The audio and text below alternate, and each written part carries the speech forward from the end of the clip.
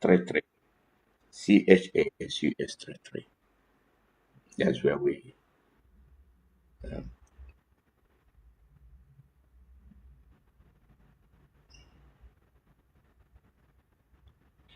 that's what we need.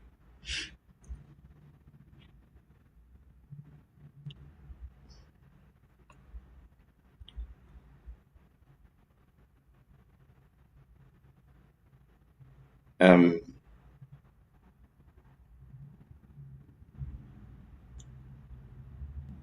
there's something I don't like in this new system with the phones. You have a message. You will save an important message. Um, just to come back to retrieve it, the message is gone. Um, it is regardless of what they think they are doing, is very disrespectful. Very, very disrespectful to delete people's message that are very important to them. When I see the blood, when I see the blood, when I see the blood, I will pass over you. Announcement. This year's Passover and Feast of Unleavened Bread starts from the evening, that's 4 p.m. on Saturday, 12th of April, to evening of Sunday, 20th of April, 2025, for IPOB and Biafrans worldwide. The theme is, the blood will be a sign for you on the houses where you are. And when I see the blood, I will pass over you. No destructive plague will touch you when I strike Egypt. That's Nigeria. Taken from Exodus 12:13. The flyer containing the details of the program are already in circulation in IPOB platforms on the social media. The first and the seventh day of the feast are for holy convocation, and no manner of work is supposed to be done on those days. The prayer team of IPOB compiled this, represented by Evangelist Susan Aquinas Nwokike, Apostle Julian Chidema Filato, Pastor Samuel Nwokike, Teacher Chinonye Okoli, and Prophetess Flozi Ebere Ajagba. Chukwu Okike Abiyama Jikenine, as we Biafrans keep this year's Passover and Feast of Unleavened Bread, may you bring to manifestation our own freedom from captivity in Nigeria, as you did to our cousins during Exodus. He said, Shalom, Umu Chineke.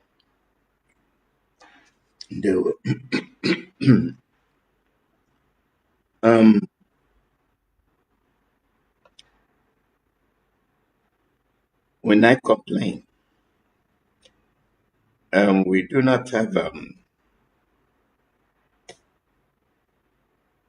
we do not have our freedom.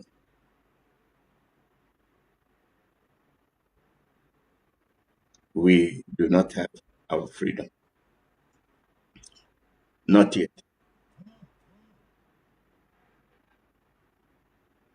You think you do, but they are still controlling us, controlling what we do.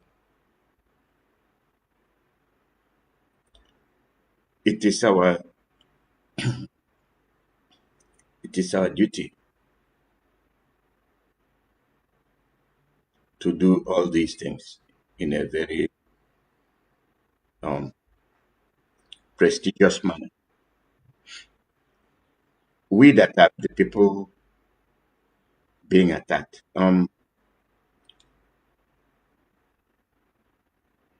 Why is it that we don't pay attention to the treatment they are giving us?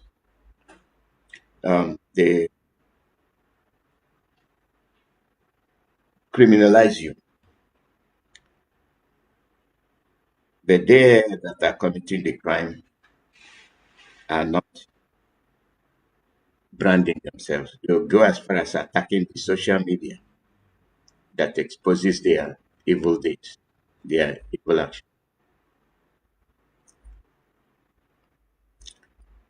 Why are we so lax? The Sultan of Sokoto speaking against social media, then hailing the violence committed by the Fulani bandits.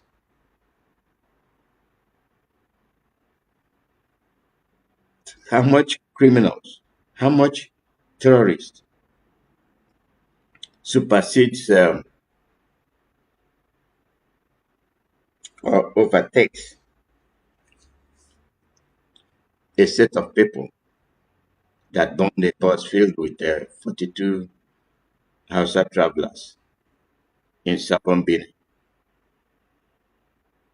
The Fulanis did not condemn it. They committed the act. What about people that kidnapped 279 Hausa schoolgirls in Jange, Zamfara in 2021?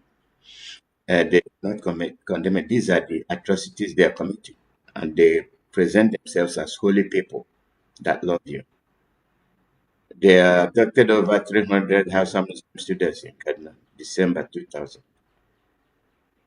Kidnapped nearly 100 school children in Kuriga, Kaduna, March 2024. Abducted 80 girls from Yauri and sold them as slaves. Shot at worshippers during Jummeh in Sabomberi.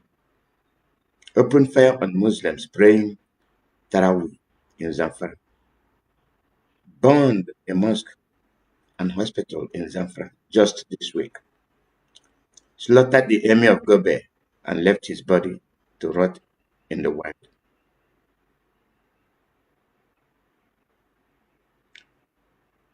Even when Gobe was killed after leaving a meeting, you convened, you said nothing. No condolences, no outrage, just silence. Now, the comment made by this Hausa person is very obvious. We are not even talking about the crimes they are committing in Biafra land. I'm making the reference based on Ndigo. Those that see danger and ignore it and pretend like it does not concern them. If these people can commit the crime on houses, how much less you? They kill their fellow Muslims. They burn the mosques, the very holy mosque. They burn. Our women are here. Let's jump in.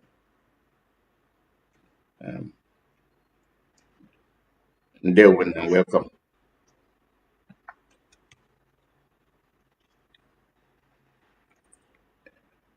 Wanda, go ahead. Yes, thank you, Mazi Alozie. They will. Listeners, we have joined Mazi Alozie in Radio Biafra. We thank God for bringing us together again today.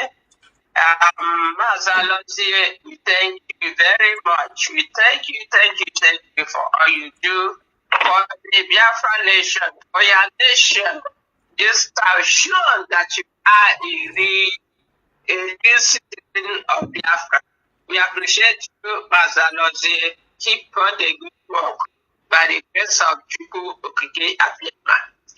I am Great Biafran Soldiers of Freedom. I am on the radio this morning with my sisters, Dr. Benny Chukwu, Sister Celia, and Sister Victoria. Today, we greet our leader, Mazi Alozie. I believe our leader is doing well. I believe in God that Mazi Alozie is alive and Mazi Alozie is doing well. Because this man did not do anything wrong for the Nigerian people or the government or the world. Because they are holding Mazi Alozie because of a time like this, because they don't want him to be around for a time like this. But I'm saying that you can't be around anything.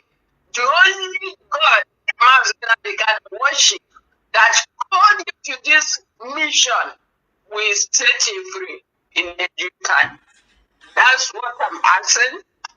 No matter whatever the enemy does, the last deed is from Chukwu Gabi.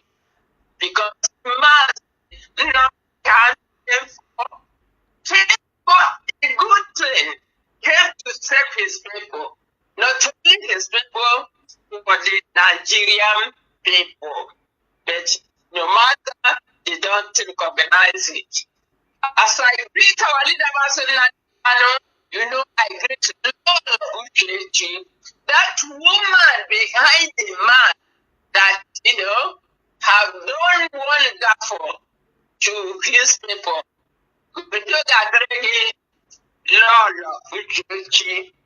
I'm using this opportunity also to greet the leadership of this movement for all they are doing for our people. This day, I'm greeting them, great presenters who are doing wonderful.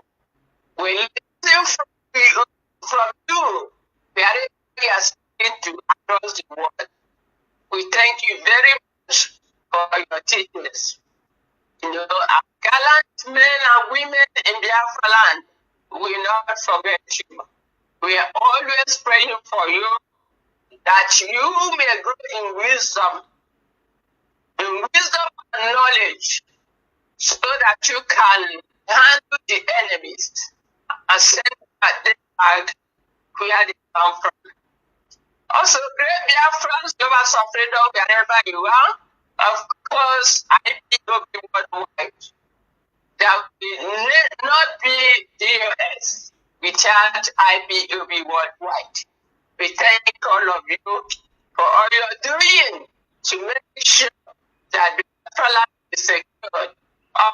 Make sure that the enemies are not taking what belongs to us. For this being said, my brothers and sisters, wherever you are listening from, you have seen what is happening in Nigeria, what is happening in the region that we came from, southeastern Nigeria. The killings going on, Fulani everywhere. This is the plan they have put in place decades ago, and just talking to them. We are coming to them to tell our people that it's not too late to stand up, to get up, to come together, to make sure that your community is being protected. Because they have told you, those supposed to protect you have told you that they will not be able to protect you. You, the communities, you have to organize yourself. Please don't forget this important responsibility.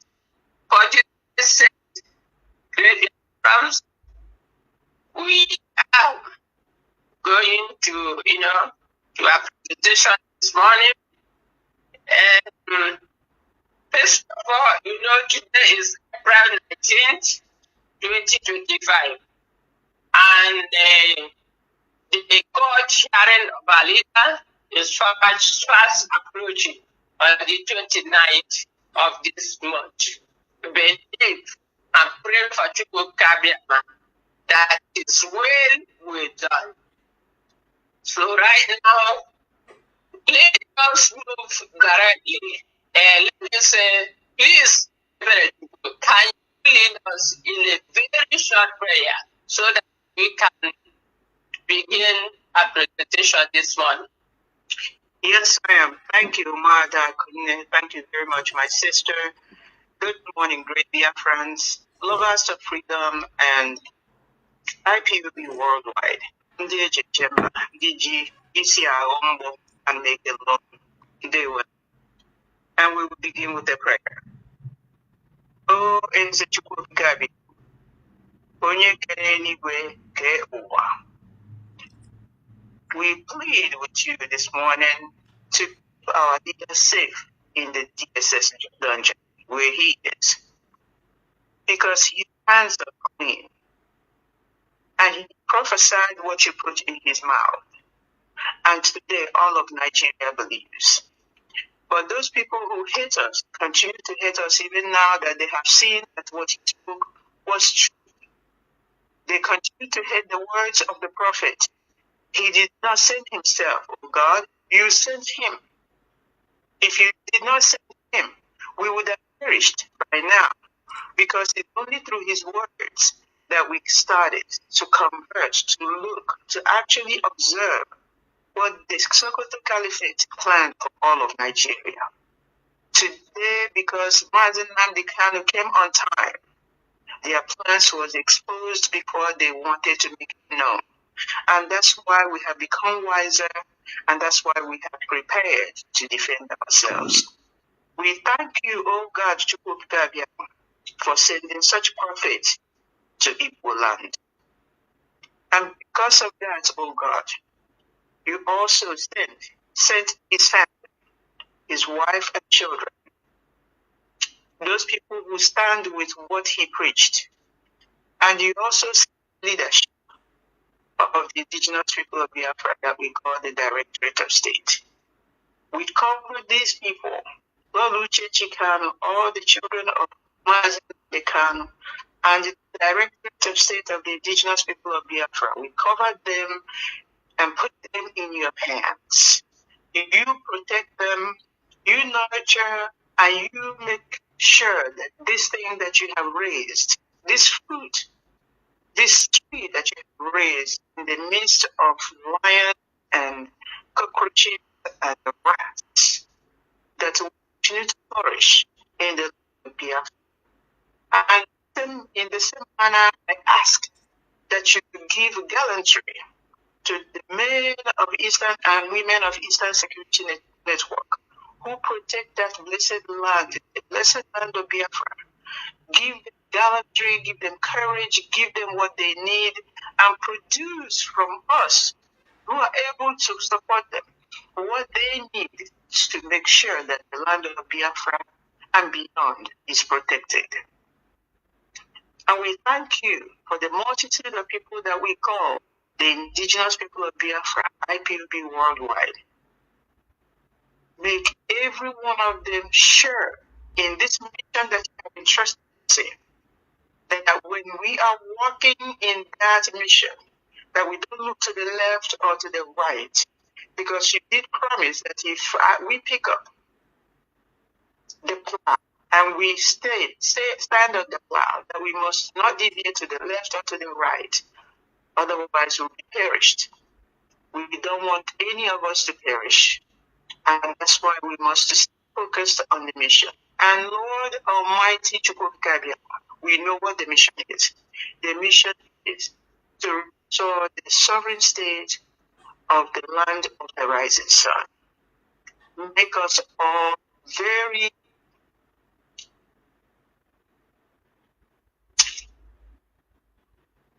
encouraged and stay focused on this matter until that day when we sing the holy song that you will put in our mouth, a new song that will raise in the land of Biafra to praise your holy name.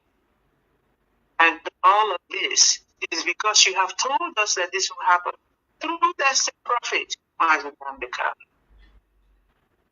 God, keep him alive to see that day, perhaps, or see the day when you saw Biafra finally. He said,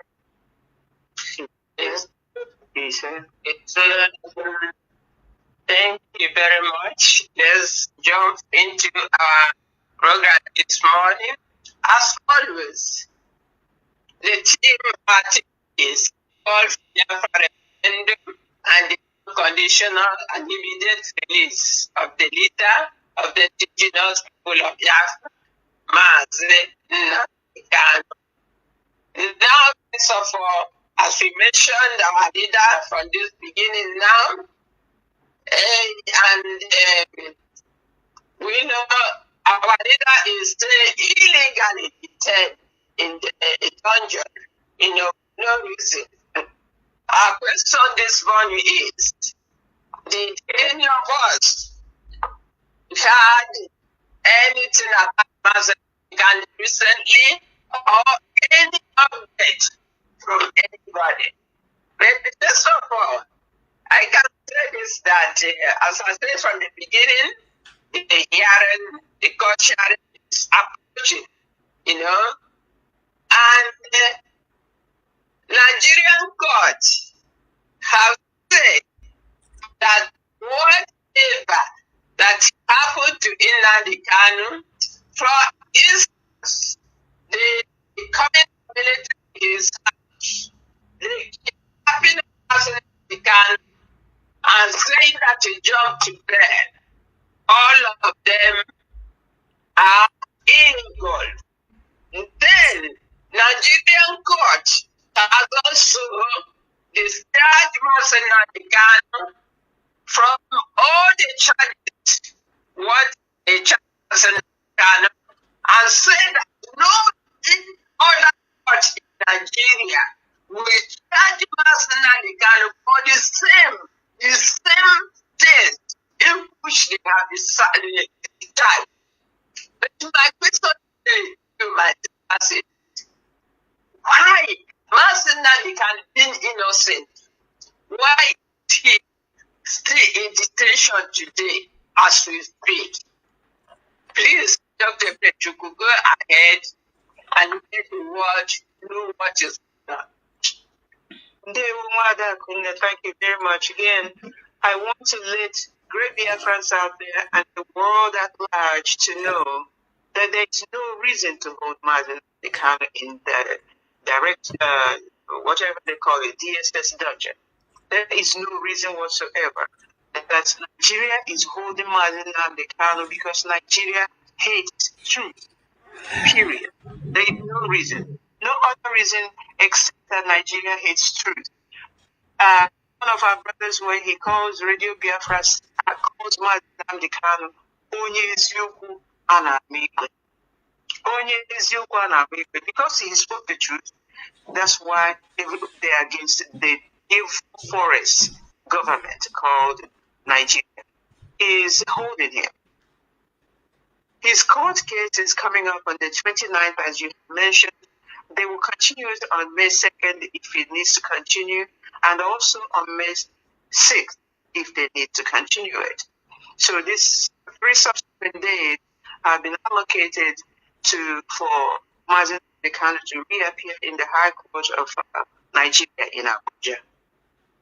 And of course, they have a new judge, and of course, we have a new Sam, and almost a new team of lawyers working with him.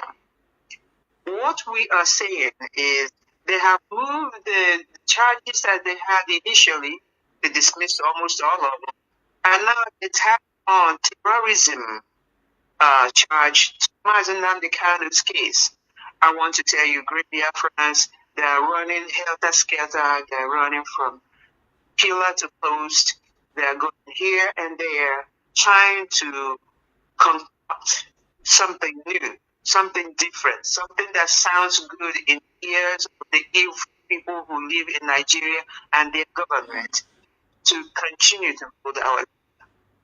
What they're doing is a facade. They're not going to do anything. They're not doing anything to prosecute the case that they have brought before us against Mazi Alozie. What they're doing is that they're just running around the circle, but not touching the issue at all. Terrorism attack that they're attached to Mazi Alozie, we want them to come to court and say where that terror happened and how it happened. Because we are waiting for Nigeria to say that the terrorism attack that they're attacking Mazi Alozie with now stems from when they were holding him in the DSS dungeon since 2021, and the same boys that were hired by them, the Nigerian government, to go and set Abibu on fire. That's how they now want to attach, like that to the Mudanako Ejimako said on public media, and came on public media and said that disciples of Mazi Alozie are not different from the disciples of Ibrahim, trying to link our leader to their terrorism charges. Biafra change in the middle. They were already holding our Mazi Alozie in their DSS dungeon in solitary confinement, where not many people saw him when they started the attack on Igbo land. So let me say it one more time. They were already holding Mazi Alozie in their solitary confinement in DSS dungeon when they set Ekperima boys and then put a saboteur in our midst in the name of lead counsel to go and say and commit our leader's name and the IPOB movement in their atrocities of killing Igbo people and setting our Igbo on fire and committing terrorism against our own people that we came to save, and they want to attach it to Mazi Alozie movement. And from the get-go, thanks be to Mazi Imapa, Comrade Imapa, the Media and Publicity Secretary for IPOB. Thank God for Mazi Chinasa on Radio Biafra. Thank God on all kinds of memos that came from our DOS. And thank God for you, IPOB Worldwide, who from the get-go when they started disassociating ourselves from the criminal in Finland who has rightfully been charged with terrorism in Finland. That's who the terrorism charge that you hear in the Nigerian court belongs to. If they want to charge somebody with terrorism, they should charge Simon Ekperima in Finland and all his gang, including Ngozi Orabueze and everyone else attached to them. They are the ones. The other pilots are the ones who are supposed to be charged with terrorism.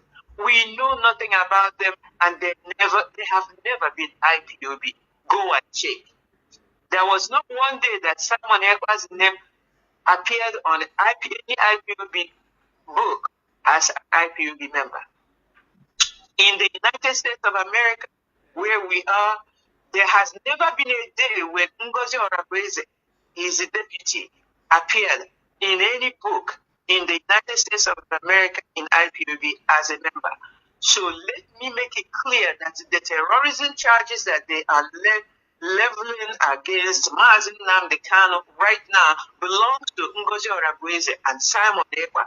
And of course, now they are implicating their master to hopelessness, in Imo State, who is parading himself as a governor, who is really an administrator from the Caliphate of Sokoto, to to the people of Imo State. That's who the terrorism charges should belong to, not Mazi Nnamdi Kanu. We are making it clear that if they come into open court ever and say that you committed the terrorism from any time after 2021 when they kidnapped and renditioned our leader, that we will be there raising our voice in the streets and inside that court. And Sam and his team will be ready to tell them that we have no hand. IPOB, VOS, ESN, Mazi Nnamdi Kanu had no hand in what happened in the terrorism that Iberima, through Uzodima, and the Creek Pig, Sarid Ubo, and any agent, the one now that they're calling Nemeka somebody in MBC, and several others, and even the people who are making video about Osu Valley incidents and the killings.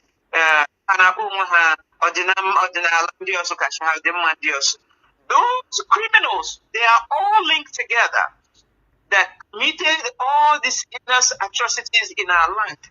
And now the federal government attached terrorism to the charges of Mazi Nnamdi Kanu. Because Mazi Nnamdi Kanu cannot be inside your dungeon committing any crime while you're watching him 247 every day.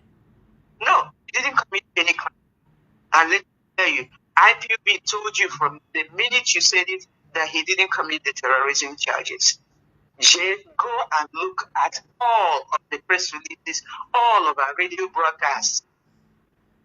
There is no way you can link Mazi Nnamdi Kanu to terrorism. You already have the right person in Finland. Go and get him after Finland finishes with him.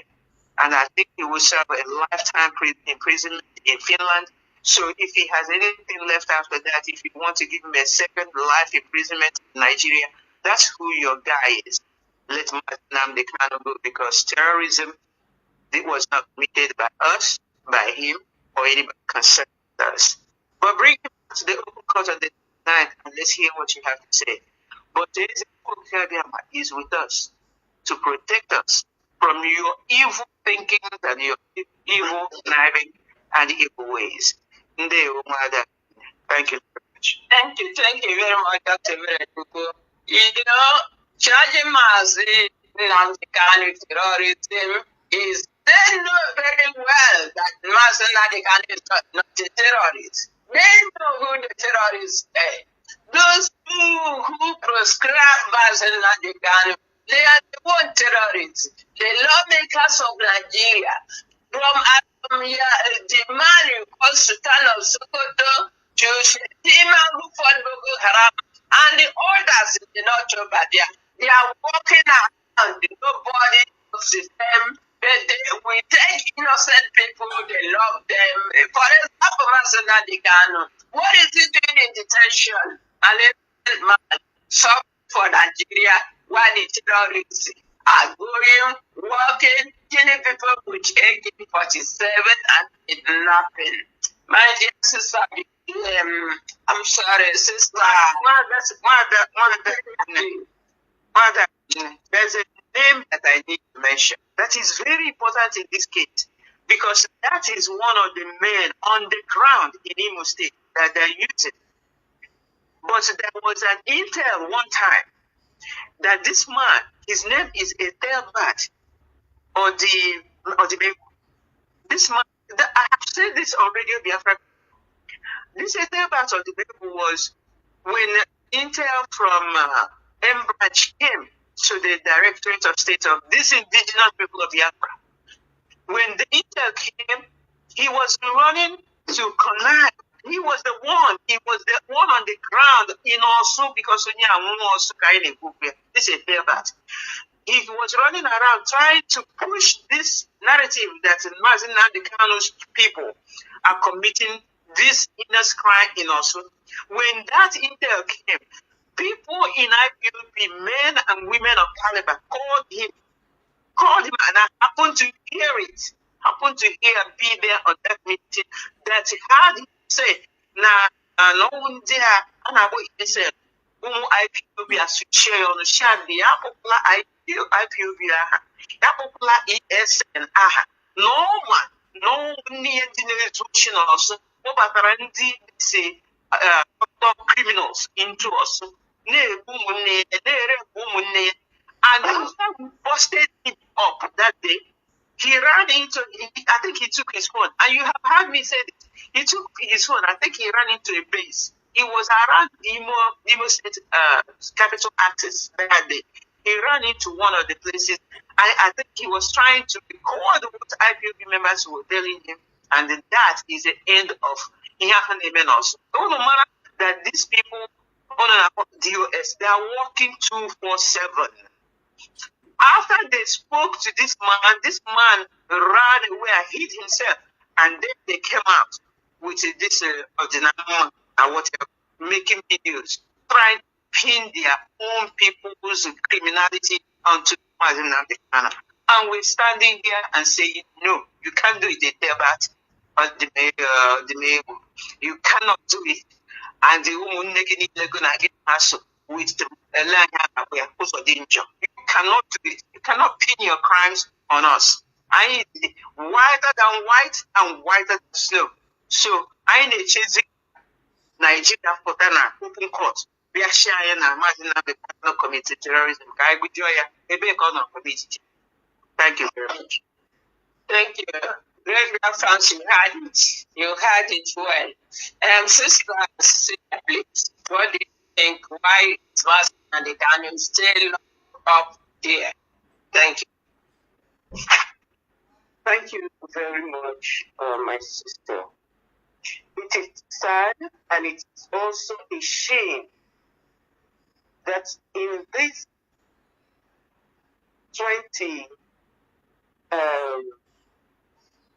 26th century,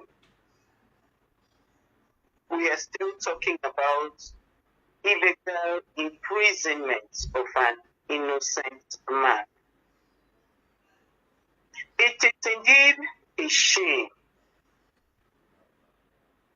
that this type of narrative is still happening in the expanse of land they call the giants of Africa. It is, Nigeria. This is indeed a shame that with all Nigerians, they have gone to law school, they have passed their bar exam, and they cannot take a decision and stand on it. Just to remind our people, in many years ago, about 2023, the appeal courts discharged our. They came to a conclusion that he did not commit any crime. And then in 2023, in December, the Supreme Court, the Supreme Court is the highest court in the land. And whatever they come up with, that's the decision that stands. The Supreme Court looked at the whole situation and concluded that why they extradited Mazi Alozie from Kenya to Nigeria, the whole process was wrong. And therefore, it is not everything that happened, even the Operation Python dance that was organized in this village in Afaru. They concluded that the whole process, the whole idea was wrong. The Supreme Court made that statement. They vindicated Mazi Alozie by indicating that everything that has been done against Mazi Alozie, both the process and the very action he took, was wrong. And then you start wondering again, why is he still incarcerated? This is man. Okay, if you look at it from the other point of view, he's been under their detention for all these years. We have not heard that Mazi Nnamdi Kanu fought against the DSS people. If he was that aggressive, if he was that bad, if he was that villain that they want him to look like, he's been under their custody. I'm sure the people in that DSS will testify that Mazi Nnamdi Kanu is peace-loved man. And he has said it in the courts that if he's released for these insurgents in the southeast, within a few hours will stop. So we can see what kind of man Mazi Nnamdi Kanu is. They've brought him to courts many times, and let us not forget, they are bringing Mazi Nnamdi Kanu is a money-making plan for them. So as many times as they bring him out to court, they get millions to share. They get so much money. So you can now understand they want to bring him out on the 29th. Ask yourself, how many billions are they going to get? They said they're using it for security. How many billions are they going to get? And then after that, they'll bring him out again. After that, they will bring him out again. So you can see their plan. They are using him as a money-making bait, and they are enriching themselves by the number of times Mazi Nnamdi Kanu is brought out to court. We know that there is poverty in the land.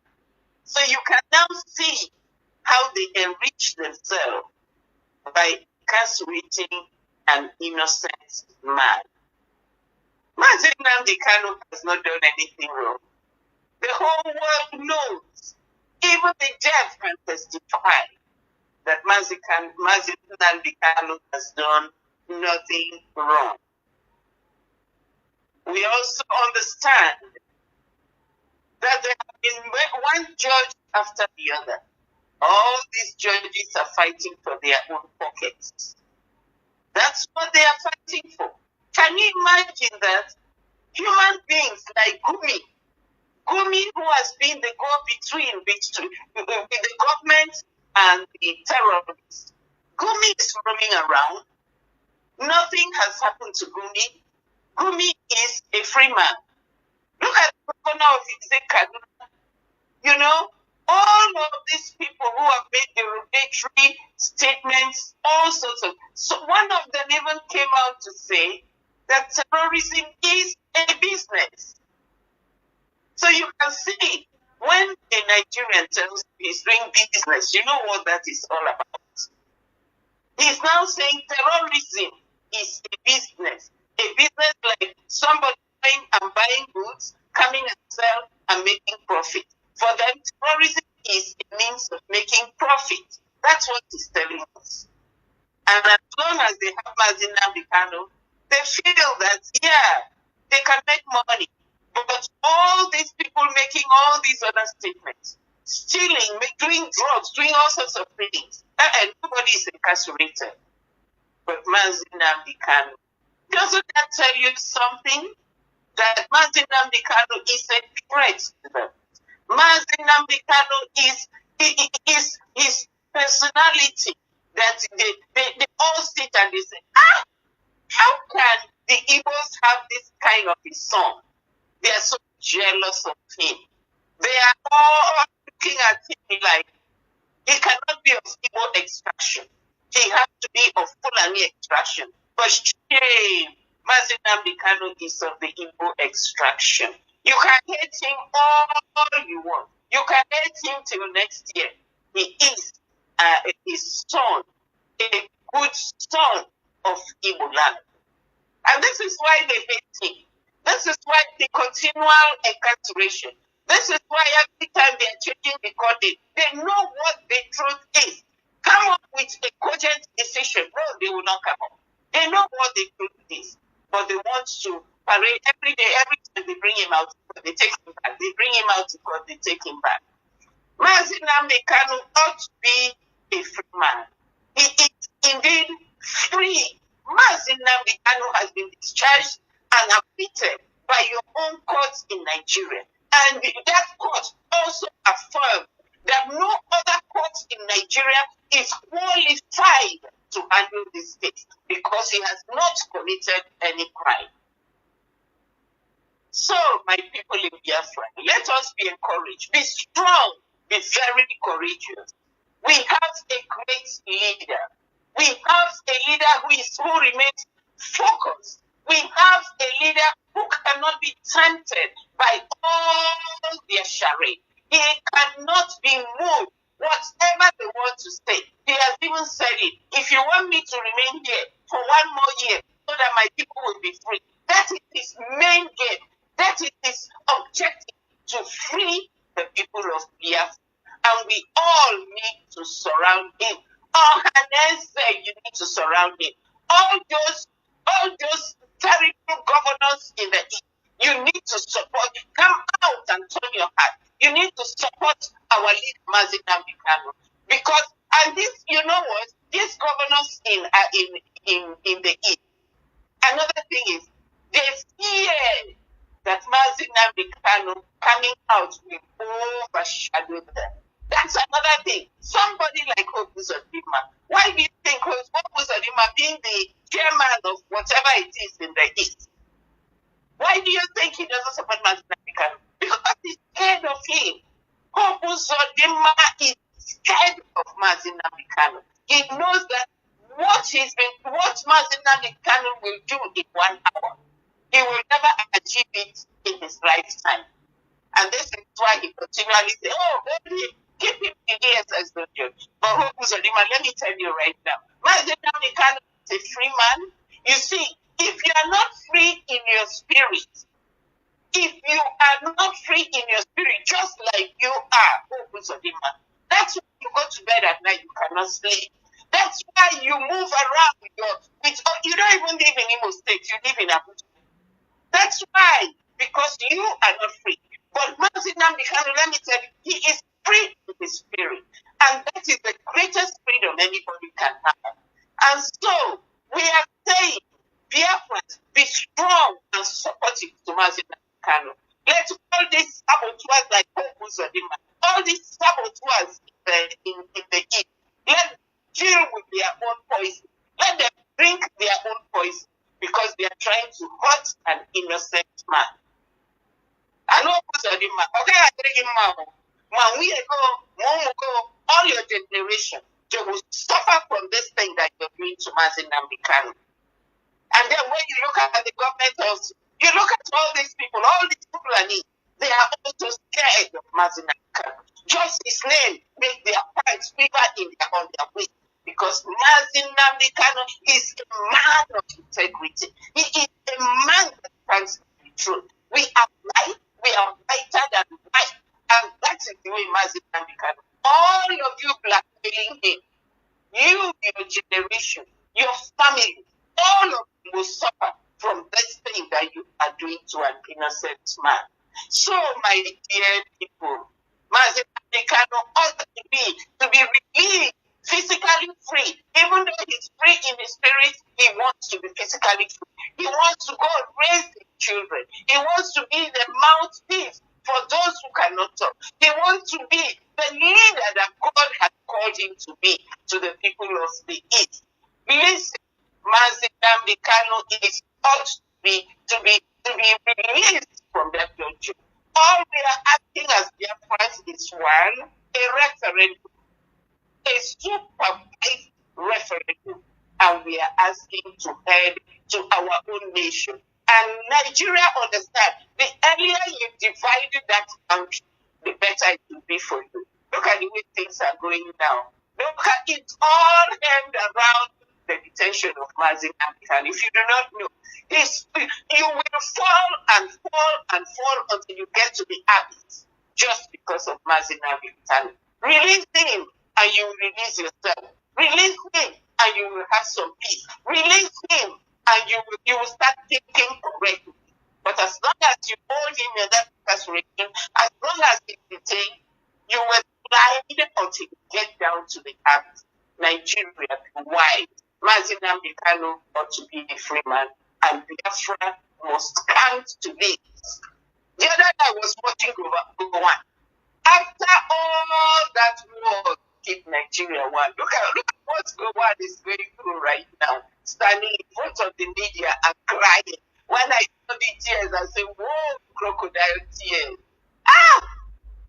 This is what's going to happen to all of us. Babangida has written a book because he cannot sleep at night. He's thinking he's going to die. This is what will happen to all of you. You will stand in front of the social media and cry for what you're doing to Mazi Alozie. Mazi Alozie ought to be released. He is a free man. And Nigeria, as long as you continue holding him, you are sliding very fast, sliding until you end up in the abyss. Thank you very much. Thank you, Sister Celia. We know we love Mazi Alozie so much. That's why we use the time to talk about him. You know, anyone making money with Mazi Alozie will never be well for the person. Sister Victoria, please add your voice here. Thank you, Sister Honey. My sisters have spoken very well. And there's the ear that's going to hear is not supposed to be as big as a mouth. Our leader is in the dungeon because of us. It pains me so much when people are concocting lies to see how they can depress the truth. It pains me so much that you see people going about their activities, doing whatever they like, while our leader is in that dungeon. You see, it looks even people pretend like they don't know what is going on. I was going somewhere last week. Somebody I've been talking to about IPOP. Tell the person to support because of what is happening. And this person is what we can call rich. I gave him all information. I said, no matter how small, just support it. But they turn their ear the other way. When he has stories about what is happening, the moment he saw me, he ran after me. What is it that the news? What's the news that we're hearing? What is the news that we're hearing? What the news that we're hearing is that Fulani is taking over. I didn't say anything again. And I walked away. But what we know is that Fulani cannot take over. Our leader, Mazi Alozie, his resoluteness is what is keeping many of us going. And in fact, I was thinking about it. And I was comparing Mazi Alozie and his followers, just Yeshua HaMashiach and his disciples, who we call Jesus. These people, even after he was killed, they continued. This is IPOB, and I hear it every day in Radio Biafra. They say, even if Mazi comes out and says, I'm no longer interested, we, the IPOB members, will continue. I mean, whenever I hear it, it gladdens my heart. Mazi Alozie is not suffering in vain. There are people behind him who are willing to stick out their head to the end. And I tell you, it is not just that person that seems that is on top that actually wins. Evil has expiry dates. That our leader is there today, that he comes, he speaks with boldness. And I see it everywhere in the media. Our leader is talking. He is making waves from the dungeon where he is. They are able to restrict him. They are not able to restrict his voice. They are not able to restrict his influence. They are not able to restrict the people whose eyes are opening. I see Yoruba media also putting Mazi Alozie in one of the YouTube pages that I went to. I saw them quoting him. And the things that he said, it is my right agitate. He said it forth and clear. It is my right to agitate. So you can't take that right from me. That you bring all the Fulani from Sahel, from Futajema, and you bring them to Nigeria. He cannot suppress me from agitating for my right. That is why our leader is there. And because he is there, he is also our own advocate. And for me, I don't throw away the Bible. There are things written in there that we can always glean from. What Mazi Nnamdi Kanu doing there? He said, I'm going to fight from the top. And that is what he's doing. We know that Mazi Nnamdi Kanu has been sick. However, he is managing is a miracle as far as I'm concerned, and my sister too. That today Mazi Nnamdi Kanu is alive and going. That tells us that though he is human, he is more than human. It is not easy to keep somebody on solitary confinement for 4 good years and counting, and the person is still there, wasn't strong. If you look at medical aspect, you find out that he's supposed to be having confusion. But Mazi Nnamdi Kanu, we see that heaven smiles at him. His ancestors who have fought in the past are by his side.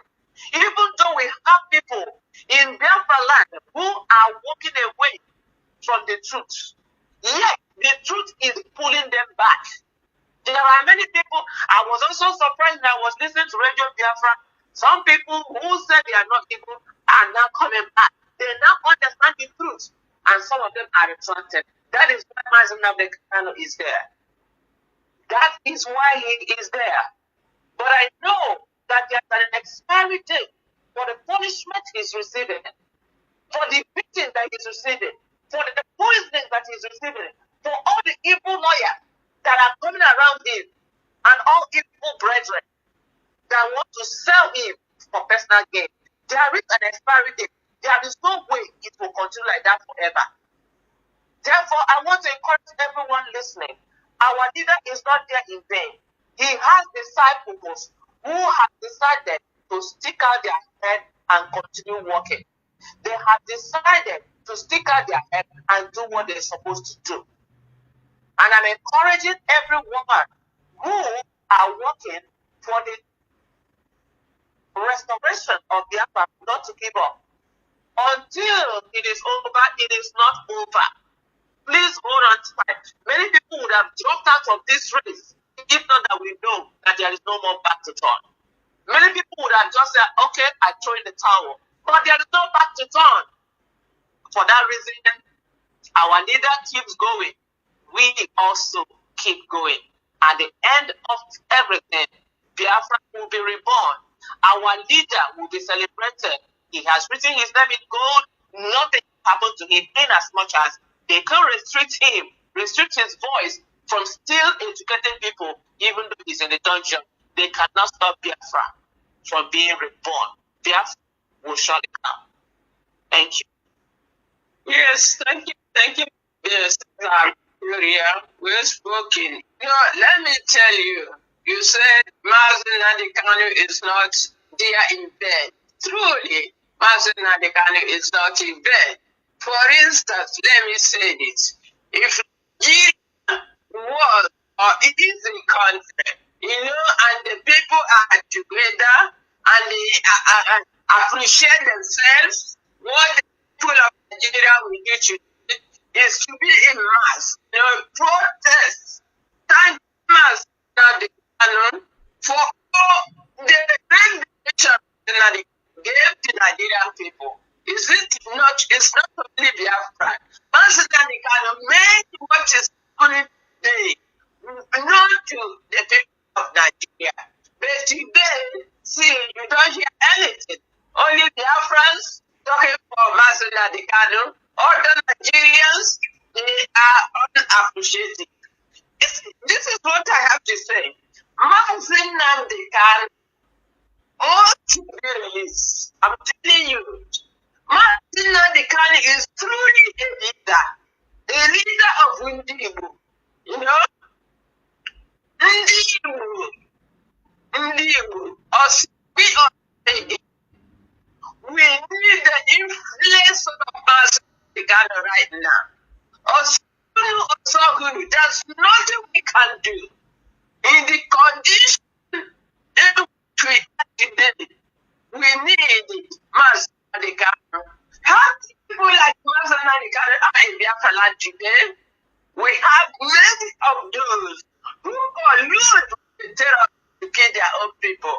But the leader of Undibo is in detention. This has to tell us a lot of this. We need Mazi Alozie out because ndị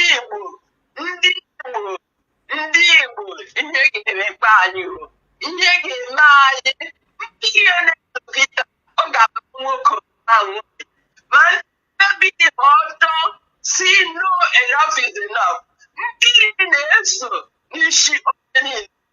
Ma ndị protest Mazi Alozie, ma ndị si nọdụ in jail, they must suffer. And these people, our fathers, they are all these poor people. I'm sorry, let's move to our second question. You know, our second question says is about what is happening in Nigeria, how the military are colluding with the terrorists and killing Nigerians, especially the DSS director, who was they have been accusing him of colluding. It is not surprising me. There's nothing in Nigeria today that will surprise me. Almost all the lawmakers in Nigeria colluding and killing Nigerians. If you want to Islamize the country, is it the way you have to go? You want to kill everybody? Look at social media is a terrorist organization. But he is the one terrorist. He doesn't want the world to know what is happening in Nigeria. You know? Look at him. The governors, most of the governors in northern part of Nigeria, look at them. Look at Shetima, your vice president, who formed this Boko Haram. All these people colluding and killing Nigerians, bringing all those people from Sahel. As we speak now, many of them are coming in. Many of them are coming in. So, my dear sisters, let's look into this. How do you think this can happen? Can this happen in another country or only Nigeria? I know that Nigeria is not a country. Maybe that's why it's happening. Sister Cecilia, please, what do you have to say? Until lawmakers colluding with terrorists to kill Nigerians. Thank you very much, Sister Colette. You know, it's disheartening that this type of genocide, this type of masking is going on in that contraction called Nigeria. I heard a young lady in Nigeria who traveled to Burkina Faso, and he was there on the social media telling people that since she came to Burkina Faso, she could sleep and close her eyes. He said, if you Nigerians like, stay there in your Nigeria and keep doing one Nigeria and they will be killing you. This is what is happening to our people today. Because of the increased insecurity, because of the increased debt and the uncertainty and fear in the hearts of people, people are migrating to other countries and they are finding peace wherever they are.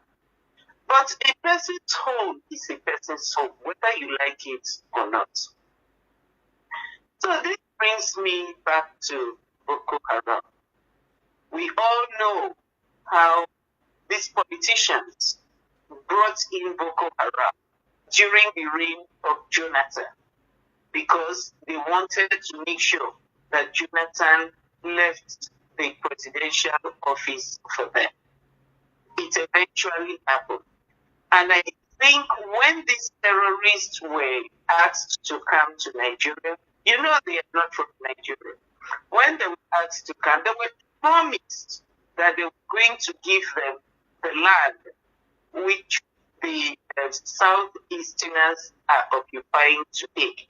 So that's why when you talk about the East, their eyes bulge out because that's where their heart is. But unfortunately, they are not going to take the Biafra land over for Biafrans. Then you also look at the people in the government in Nigeria.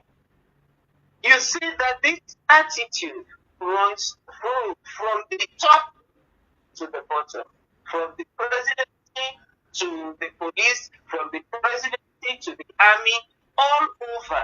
This is the sentiment that they have. You have to kill to be able to stabilize yourself. You have to destroy a people to be able to take over their land. You have to destroy, cause mayhem everywhere, cause confusion everywhere, so that people will look up to you. You see, they cause this confusion everywhere, so that the common man will still look up to them and say, hey, please, come and save us. And you say, this is what is happening. Take, for example, Plateau State. All the killings going on in Plateau State. When Otom was governor of that state, every time Otom will come out and scream and cry and call on the federal government to come to their aid. Otom has left the office. Now another person is there. The same story continues. And you start wondering, what is going on? And how is it that these governors cannot secure their own people and their property? Because the whole system from the beginning down to the bottom is directed by Boko Haram members, is directed by people who want to see other tribes killed. They are directed by those who want to make a name for themselves. They are directed by those who cannot rule and they cannot protect their people. And then this leads us to, do you notice that whenever you're traveling and you see a checkpoint, watch closely, look around, you will see a police office around it or an army headquarters or something behind it. So that when these atrocities are committed, when people are kidnapped, when people are killed, when body parts are harvested, these culprits run into the police station for security. And the police shield them, they protect them, they keep them, because this is their plan. We have to understand, this is their plan. To take over our land, to take over everything we have. This is what their plan is. And then when you look at the way things have been going in that country, do you realize that whenever somebody is killed or anything evil happens, you can call the police from today till tomorrow, nobody will answer. You can even run into the police station, you will not find anybody. And then when the terrorists have done everything they want to do, they've killed, they've kidnapped, they've taken them, they've ransacked, they've burned the villages, then that's when somebody will come and say, oh, we are looking into it. We are going to get the culprit, that's their word. We are going to arrest the culprit and we are going to make sure this doesn't happen again. This thing happens every day. And every day, this is the same response you get from the leaders. They say, oh, we are going to get to the bottom of this. All to appease the people. Then when the people are appeased, the next day, The very next day, the same thing will happen again. And the speech will come out again. The speeches will start all over. The radio stations, Arise TV will carry it. Oh, the police went there and they said they are investigating.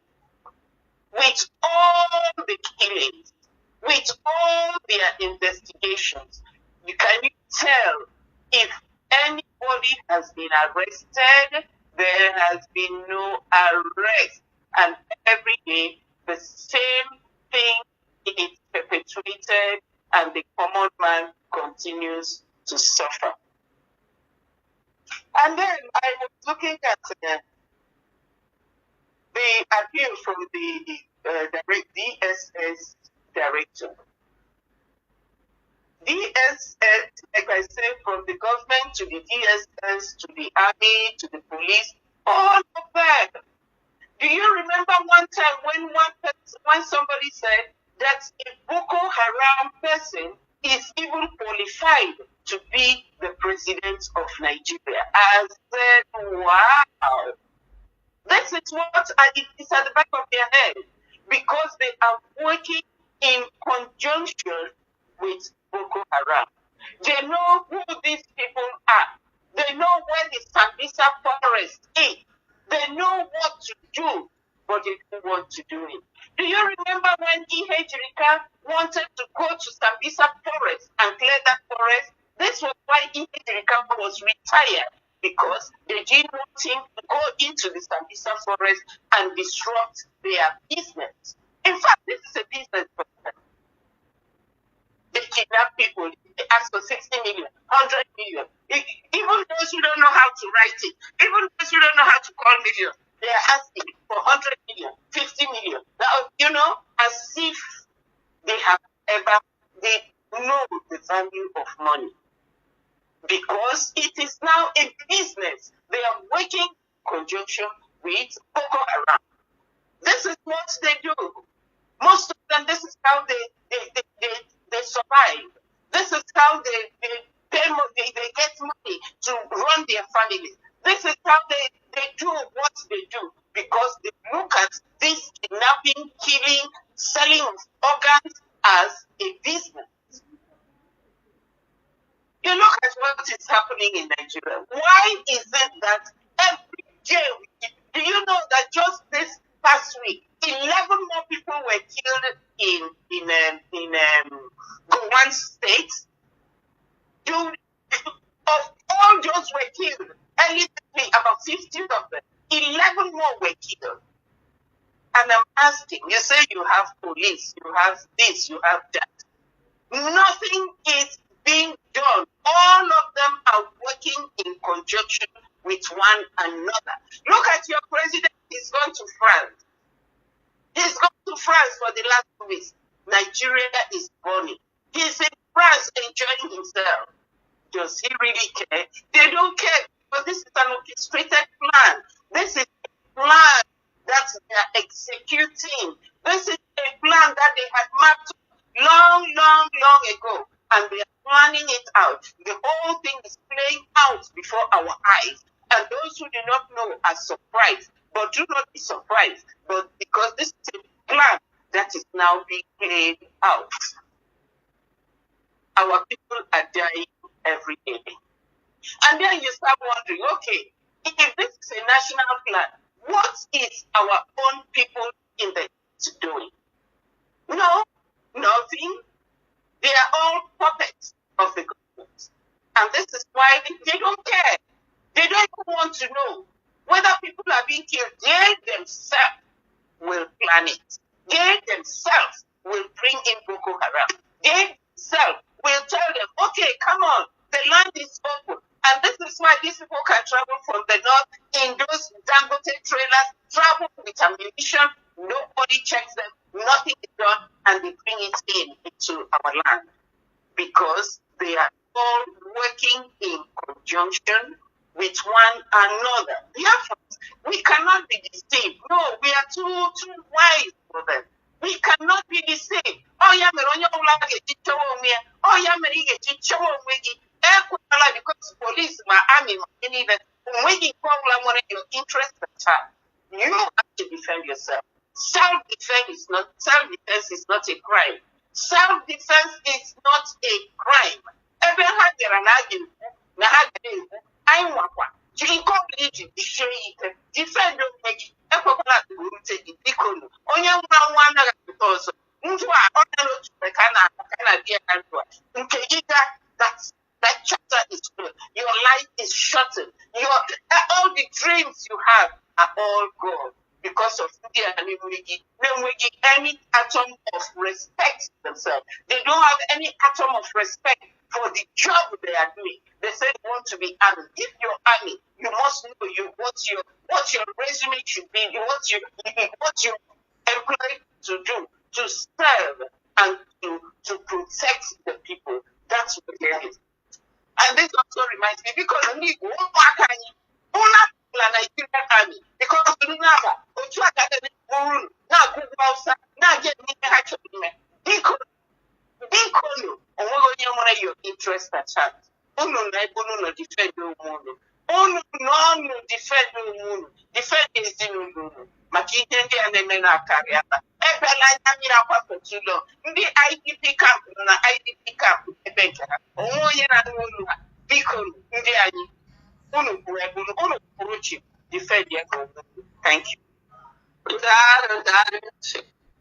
You have said it all. You have said it all. We are talking why this many lawmakers believe in terrorism.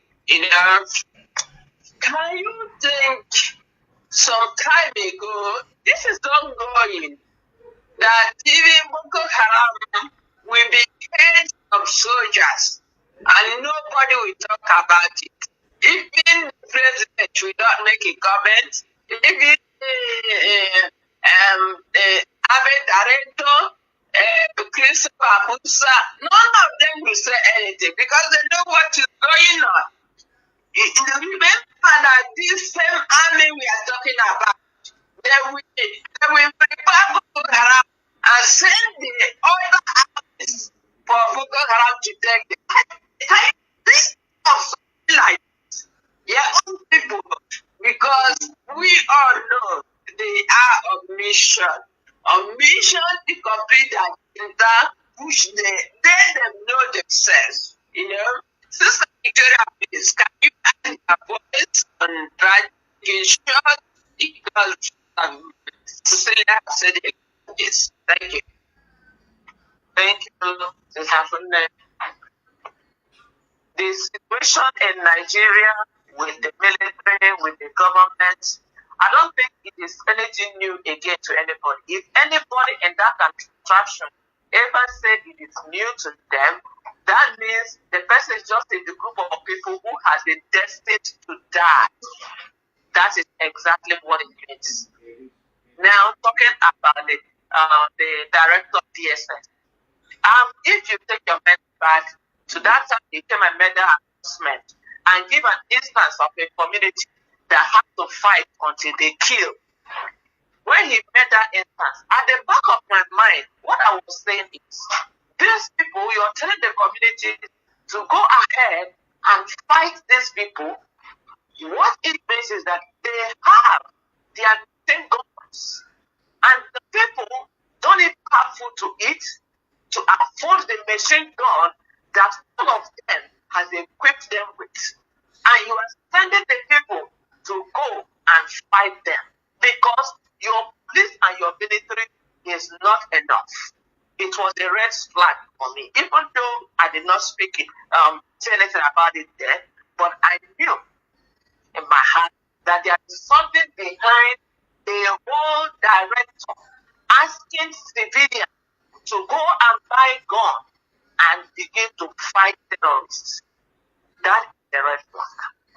Now, number two, all of us know at the time of late Buhari administration, the military from the south, especially of Igbo extraction, they were either retired from the army or they were fed to the lions, which is Boko Haram. they will unceremoniously retire from the military, or they will carry them, take them to Boko Haram, and you see how Boko Haram will ambush them. They will take the video and they will show it to the world, and nobody says anything. And now they have done everything they can. You see them set up people, and you see them shutting down the military, the police. They go down to the military barrack, overtake them, overrun them. It shut down the aeroplane, and everybody is quiet. And now they are looking for more Igbo people to go and kill. You see, an adage in our language says that a fly that doesn't have anybody that messes it, that fly will go together with the corpse inside the ground. It will go with the grave. That fly that don't have any advisor. Any one person who is ever dreaming of being a Nigerian military or police, you know that you're more than a rat. You know that you're the only food they are going to use to feed Boko Haram to make them happy. Boko Haram come face to face and fight military to military. They cannot. There is no way those jihadists can face the real military fight. Their strength is, they will, just like their Quran said, they will sneak on you. They will tell you lies, which is acceptable according to their Quran, and then they will come to you when you are sleeping, and then they will set you ablaze, and they will set your families ablaze, and they will shut you down. Isn't the Nigerian government seeing all this gun parade they are doing online? Have they said a word? So when we are talking about this, it's no longer new that Nigerian government is the Boko Haram. Nigerian government is the ISIS West Africa. And they are, in case many of you don't understand, the moment are successful in establishing their Sharia law, wherever you are caged in. One thing that makes me happy is that staunchy countries like Saudi Arabia, like Iran, that are staunchy with Islam, they are beginning to break loose. Their young people have seen the folly of what they are doing, calling it a religion when it is a gangster movement. And that is what it has come to Nigeria, is a gangster movement. Because I don't see a reason the Sultan of Sokoto will come and say the social media is terrorist organization, and he is still in that terrorist organization encouraging all the governors, all the politicians to protect men so they can kill the indigents. That is double standing that you will find everywhere in the Quran that they quote. How can you call that media terrorist and you yourself is officiating in the terrorist media? He's a terrorist, no? Yes, that's what I'm saying. If you're not a terrorist, you cannot go. He is the head of terrorism. Yes. You remember American president, how you kill a fellow man and say, Allah, God is praised that you're killing a fellow human being. He said, how can you, as a person of integrity, stand back and watch this evil?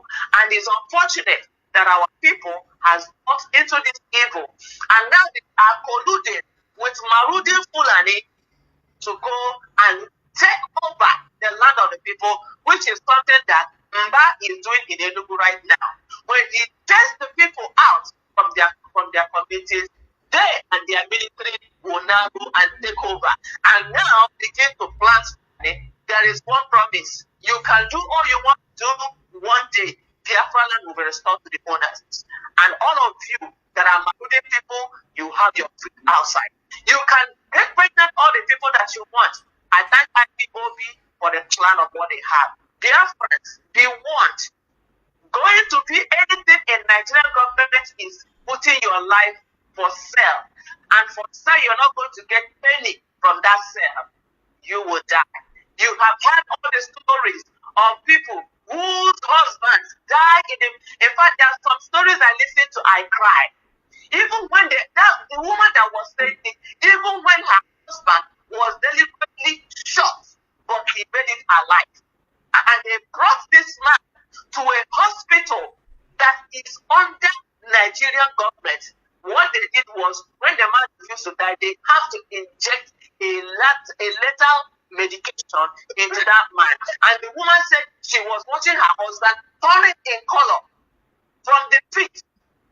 And when she realized what was going on, she screamed and said they should take it up. And when the nurses all ran away, because they said, we tried to kill you, didn't die. You came to our hospital. This is to what is happening to military. She said she did not get any help. What is your gain, you evil man, going to join Nigerian military, other than for you to feed them with your blood? If you are in the barracks and your husband happens to die, whether your children go to school, they don't care. What benefit? Even the Bible says, to your tent, O Israel, to your tent, Biafra, go and form security in your own community. IPOB in the media, if you're listening, has told you, even if you don't want to be a part of ESN, why don't you support your own community? I'm telling you, it doesn't matter the number they are. Let the Nigerian government and the people from Sahel all join together if we follow ourselves as one. If we do it, they will die. Our people will also die. But at the end, we will have right to live in our land. If you are the one taking money from them, and the Nigerian government, because now I see some grown-told people in areas saying that they are going to encourage the youth to enter. Look, they are going to make it with your life. That is what they are calling you for. If you dare go and accept that bet, that bet, before you even get to your throat, you're already dead. Because they're going to sign that paper that tells you, go and stop your whole community. And yes, you will go and shoot. Even though you're bleeding in your heart doing it, you go ahead and do it. What we are saying, IPOB, led by Mazi Alozie, is telling you, we are not the people that fight. But don't come to us to fight. If you choose to offer your life for them, well, yours will be done. I tell you, using the Bible as a parameter not to defend yourself is a lie. Read the Bible very well. God might want you to defend yourself. Defend yourself. You don't have the same covenant with them. These are children of born women. Defend yourself. They can surround the country as much as they can. But if you say no and stand your ground, in the time comes when you will overcome. Follow IPOB. Follow the leadership of Mazi Alozie. Say no to evil. Don't take their bribe. Don't take their money. Let us bundle ourselves together. There is no military. What you have there is Boko Haram, ISIS with Africa, ISWAP, and the new one that just came, controlling communities. They will not control our community if all of us stick together. Thank you. Thank you very much, my sister. You know what you're saying now. First of all, yes, there is this military from Abia State encouraging the Nigerian Biafran youth to join army. For all these things that are happening, is this person blind? Apart from that, let me tell you, personally, I don't worry about you when I enter the army. After all, anyone, they will never ask anybody that is not sitting above. You know, sitting above knows something. No one is going to notice that. And the person has seen what is happening in Nigeria. The military will carry evil use and put them in water to drink. How they will come to our community and clear the community because they are military. How they will go there and send them to some further forest and mass and kill them in mass. Well, my sisters, who haven't seen this, you know, who are seeing what is happening in Nigeria, as this person said this morning, who have ears, let them hear. Again, reality is good, Harry. No, I'm sorry. Tinubu, your president. In France, why all these things are happening in Nigeria? Why all these killings are going on? Now, tell me that Nigeria is a country. If Nigeria is a country, the president should go and enjoy himself, not worrying of what is happening in his country. Let me tell you, ngwa unu na onye na-asọrọ ọgụ jide terrorists, o nwere ike, it may not sound good. These people, they have agenda. They have agenda they have planned for many, many years. That we, somebody like me and my sisters did not, but Martin Nakano saw the future coming. That's why he was shouting. He was, sometimes he uses that tune of voice. Somebody may say, what is wrong with this man? But you didn't know that Mazi knows what is coming to the young people. That's why Mazi was shouting. Now, Dr. Chupu, please add your voice on this. Be brave, please. A very brief one.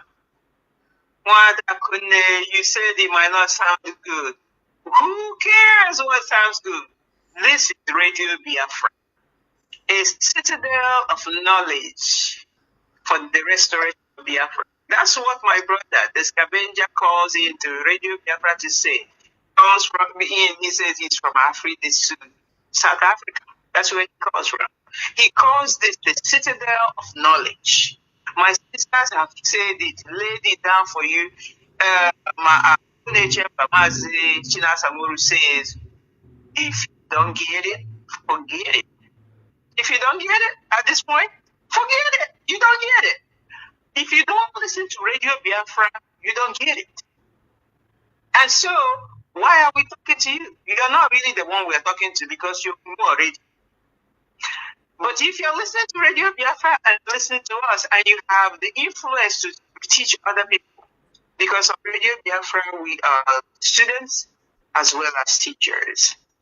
When you listen to your brother and sister and hear something, you go out there, you preach it and take more people. That's how Biafra will be restored. This is the citadel of knowledge, Radio Biafra. So let's tell you again, you didn't hear it from my sister. My sister Cecilia told you exactly what it is. My sister Victoria told you exactly what it is. Mother Amine has told you what exactly is playing out in Nigeria. Let me ask you a question. Does the Nigerian army go after the Fulani Boko Haram and the term that they're herdsmen? Does the Nigerian army go after them? The answer is no. No. Okay. Does the police that mount hundreds of checkpoints in Biafra land, do they go after when those Fulani people kill people in our villages and we report to them? Do they go after them? The answer is okay. Does the DSS, who is holding Mazi Alozie, their leader that comes out and tells you go buy arms, does the DSS go after Boko Haram in all of Nigeria? The answer is no. No. Does the civil defense, there is one that they call civil defense, even mount checkpoints also in Biafra land. And then there is even customs. Customs even have checkpoints in Biafra land. None of these military security people in Nigeria go after the herdsmen, the Fulani terrorists that they call herdsmen, who are in the bushes all over Nigeria. I'm not talking about only Biafra this time. They have ransacked and ravaged and even looted military barracks in the north. They have killed the productivity of food and agriculture in the middle belt. Now they want to push down south to talk to us, to say to us that we cannot go to our own farm. And we say, no, we will actually die defending this land. So if all these people are walking, not looking for the Fulani that everybody now, that they are now the ones causing the problems in Nigeria. Everybody now in Nigeria knows. Even a 5-year-old, if you ask them, who is causing the killing in the bushes and the atrocities happening in all of Nigeria, they will answer Fulani herdsmen who are actually terrorists, armed by those people in Asorok, no, we can say it. This is Radio Biafra. They are being armed by Buhari. The imposter continued this after Buhari died. Buhari started to fund terrorists.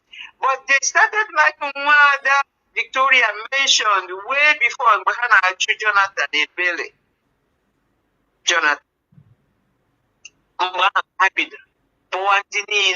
Terrorists all over North and Central Africa. My east, my west, Kotahani, and Nigeria. And now the new one, my sister, is called Mamuda. Mamuda is in central Nigeria, central northern Nigeria. That's not central Nigeria. This time they're wearing this green, very dark green uniform with big AK-47s and 49s, killing people in their villages, ransacking everywhere again. Mamuda. I am Chabedike Boko Haram. I am Chabedike in the Fulani Headsman. I am Chabedike in the Elena and the ISWAP and the ISIS, now Taliban, actually East Africa. I am Chabedike Hanabo than the Hanabo Muda. Some people, they just say, exactly. And what is agenda? What's the agenda? Take over Nigeria and hand it to Fulani because it's their Ottoman and for the Osman and for the plan that Nigeria is their father's state. There are mad idiots everywhere. And Nigerians, the indigenous of Nigerians are keeping quiet and not running these people out of their land. That's all I have to say because my sisters have already made it very clear. Very, very clear that whatever you want to call them, they're all the same people trying to accomplish that same goal. There was some hundreds of years ago, but we're here to say, not in our label. That's all we're telling them, not in our label. And if you don't do anything, you choose to die. If you don't do anything, if you don't arm yourself, arm your community, defend yourself, defend your family, then what you have now signed up to do is, I want to die at the hands of Fulani herdsmen, or Boko Haram, or Mamuda, or ISIS, or ISWAP, whichever one you choose is fine, because they are not after all these other people, military security people. They're not after Fulanis, they're after innocent citizens. Innocent citizens. When they like to catch the Fulani herdsmen who have been killing people, raping women in the bushes, and hand them to the police, do you know what the police does in Nigeria? From the backyard, they release the Fulani herdsmen. Before you put your statement in their front office, Haitians release that Fulani herdsmen to go back into the bushes. They don't hold them. They don't even hold them. So who do you think is doing it? He's Asorok now. Yeah. If you don't believe us, go see for yourself. But what that Victoria mentioned that I really want to warn Indigo about is these thugs, these local thugs in our land who are helping them, like the people I spoke about before. These criminals, and then you pay Hana, they tell us in us,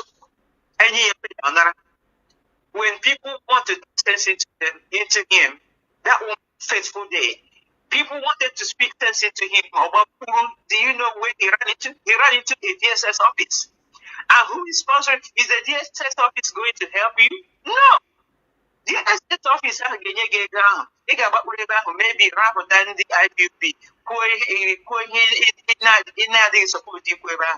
But at long last, they will kill you and kill your mother, kill your father, kill your wife, kill your children.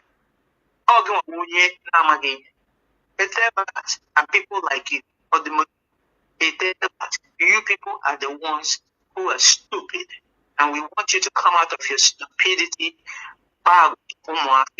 That's all we're trying to say. Thank you. Thank you, Dr. Rejuku.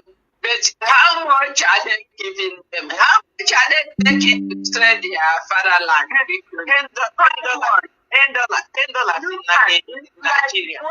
What I saw in the video, the police officers collecting that, the money, Chinese money, why? What is shameful? Anyway, these people are Nigeria. They are Nigeria.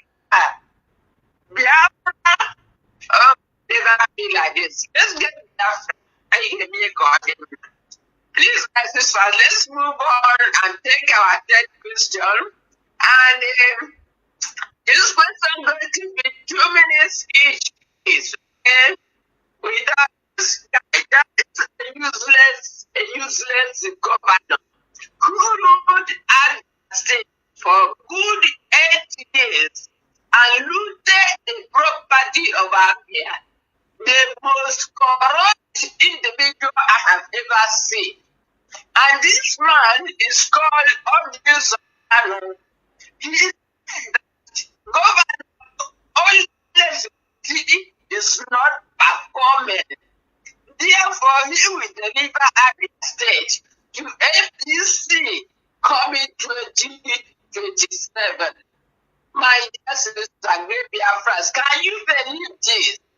That all these things are happening in Nigeria, the killings and this, none of them talks about it. What they are talking is the next election that will come back in 2027.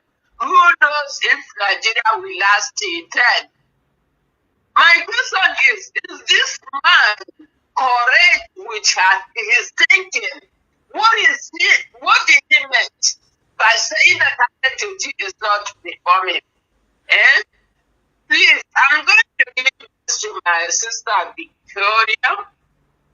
And encourage the people at their state, that this is not a joke, that they have to rise up against this evil man who doesn't want anything good in his own state. Very bad. Hearing this is heartbreaking. It seems it's nothing, but it's serious. Playing politics with your own people. You don't care if they die or if they feed. You don't care. Sister Victoria, please, handle this judge, okay? Thank you, Sister Akande. My sister, Abia State, when it was created, we were just drafted out from Imo State under Ikenwachukwu then. The first person that was selected, because I have come to understand that there is nothing like election in Nigeria. The first person that was handpicked by the Nigerian government was Aloziei. That man is neither educated nor is he intelligent. The way he ruled Abia was, he ruled Abia with his mother.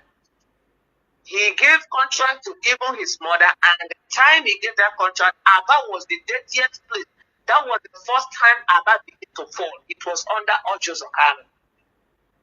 The mother, who is the contractor of cleaning Aba, she is as corrupt as her son.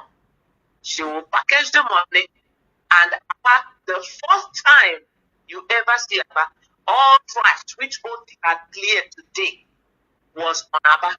That was when all the roads that were built during the time we were under Imo State, under Mbakwe, was destroyed. The whole route got destroyed. And now, by the time this Aloziei left, he handed over to another rogue, another criminal called T.Oji. Aloziei, T.Oji. T.Oji came. He at least did one thing. He took care of his own state, Umuahia. His own part of the state, Umuahia. He just like the one in Imo State is land grabbing. That one went and grabbed a lot of land, but at least gave their people where to work. But the rest of the state, they packaged the money and put it in their pockets.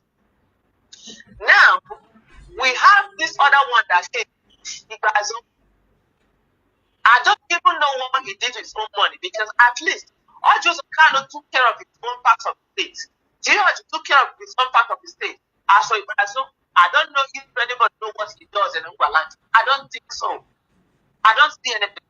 But the only thing he did was that he did not agree to sell Abia State. If there's any legacy that he has, that is it. Ojos Okano, during his time, asked people, even the people who are doing grinding in their villages, the entire Aya market, iron market, every building in Aba, or just instead of using money that comes from the government to build Aba, he went in to build a mansion. We saw that mansion when the Nigerian government took it back from him, when he was kneeling down in the puja, begging the born woman and their children. All those kind we saw in that time. And now, during this Tinubu regime, all these kind of success again, and we saw him crying openly like a child. During the time of Ojos Okano, that was the time that no land was given to Fulani. I remember IPOB, they went. In fact, those people have already occupied some part of that. In fact, they had made it their village. This one talking about terrorism, it would have been the worst. I saw IPOB members went and burned down their building, and we saw them pack all their trash and left. That is why this is not overrun today. OT came into power, and what he has been doing is trying to pull away the gutter roots in Aba to see how he can make Aba functional again. Aba is the Japan of Africa. A lot of things is being produced in Aba. If you give them the right material, whatever is being produced internationally, majority of them will produce it. This OT went the remaining place in Lobata, where it has become a place of spawn. He chased Fulani out of it. And to that extent, there are some kind of kindness in other states. OT does not go online bragging. OT does not talk. But what makes me angry in the whole thing is who gave Ojos Okano the audacity, the authority to come and tell other people that OT is not doing anything? Who gave Ojos Okano the impetus to come?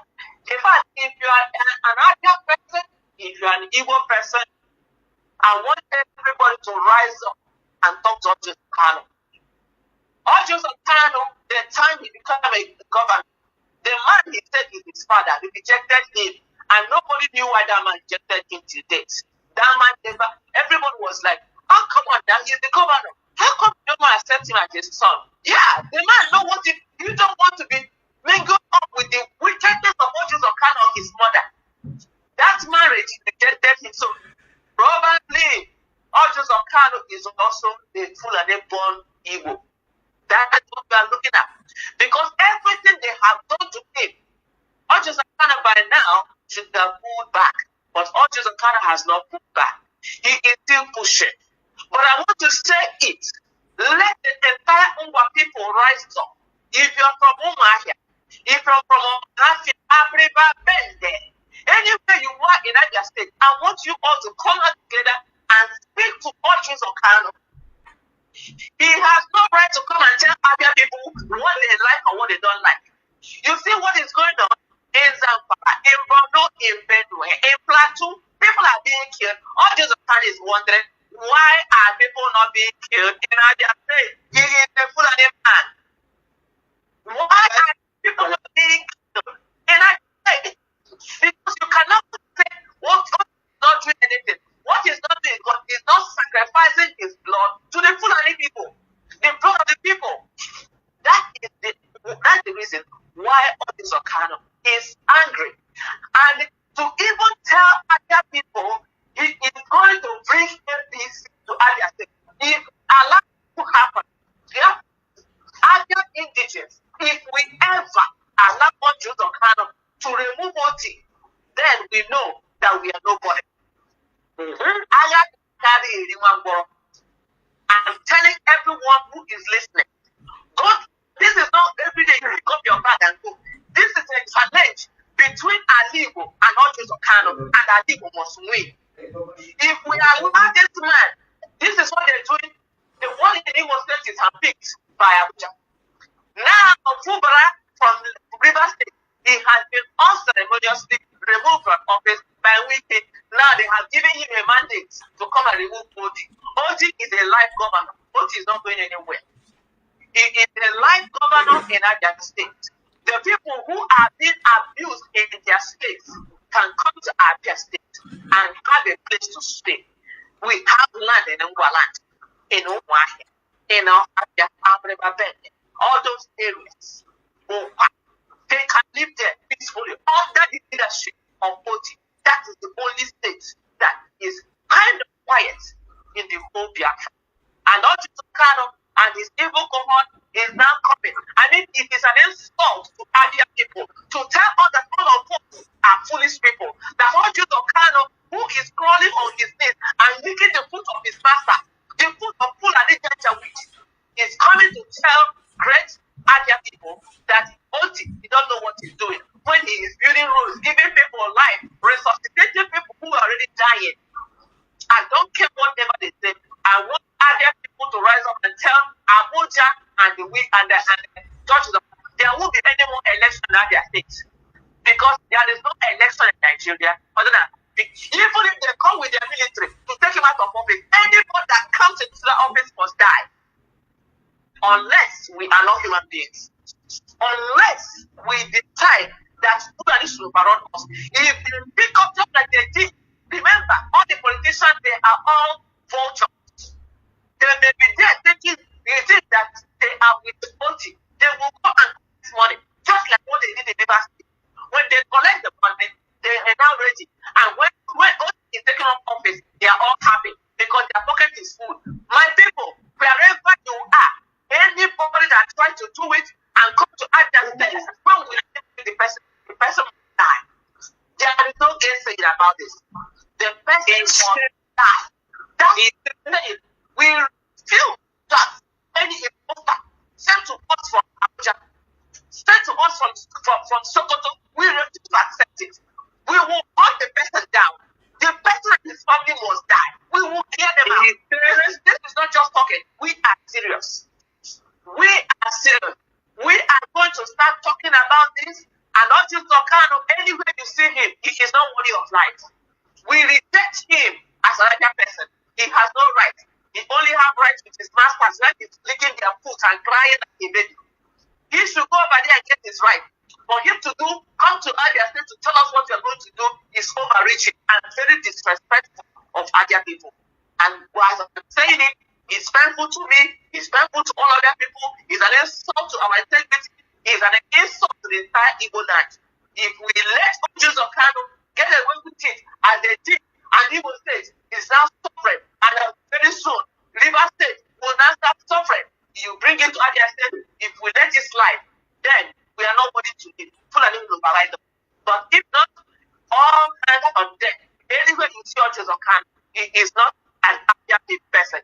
If we see him in Abia, just like the ban will be from going to Benue, we are banning all Jews of Kano from stepping into Abia State. And if you are one of them, you're going to see yourself. Thank you, my sister. Thank you very much, Sister Victoria. Great reference and the Abia indigenous. Sister Victoria have delivered the message. I believe you got it. If the message is delivered, this is what we are talking about. So, I don't think we had more, Sister Dr. Nechugu, can you add your voice 1 or 2 minutes here because the message have already been delivered. It is delivered powerfully. So anything else it will take away from it. Except to say, Sokoto Caliphate cannot continue to hire people to rule you in Igbo land. Period. For disaster, women in Igbo State. Hussein Umuibo. John Ndi also. That's all. That's all Sister Victoria said. And that's all I'm going to say. Wonderful. Thank you very much. Thank you for making it so short. It's understandable. Sister Cecilia, you have a word on top of this so that we can move forward. OT, kind of so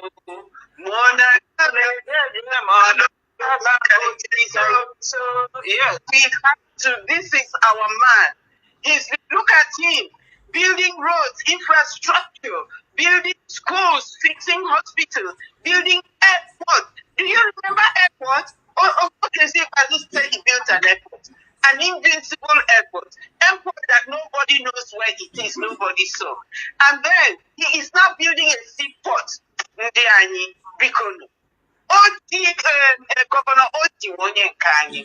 And I want to lift up my hand for Professor Oti, who supervised the election. Hey, Professor Oti, thank you for what you did. There was no Oti, there was no Oti,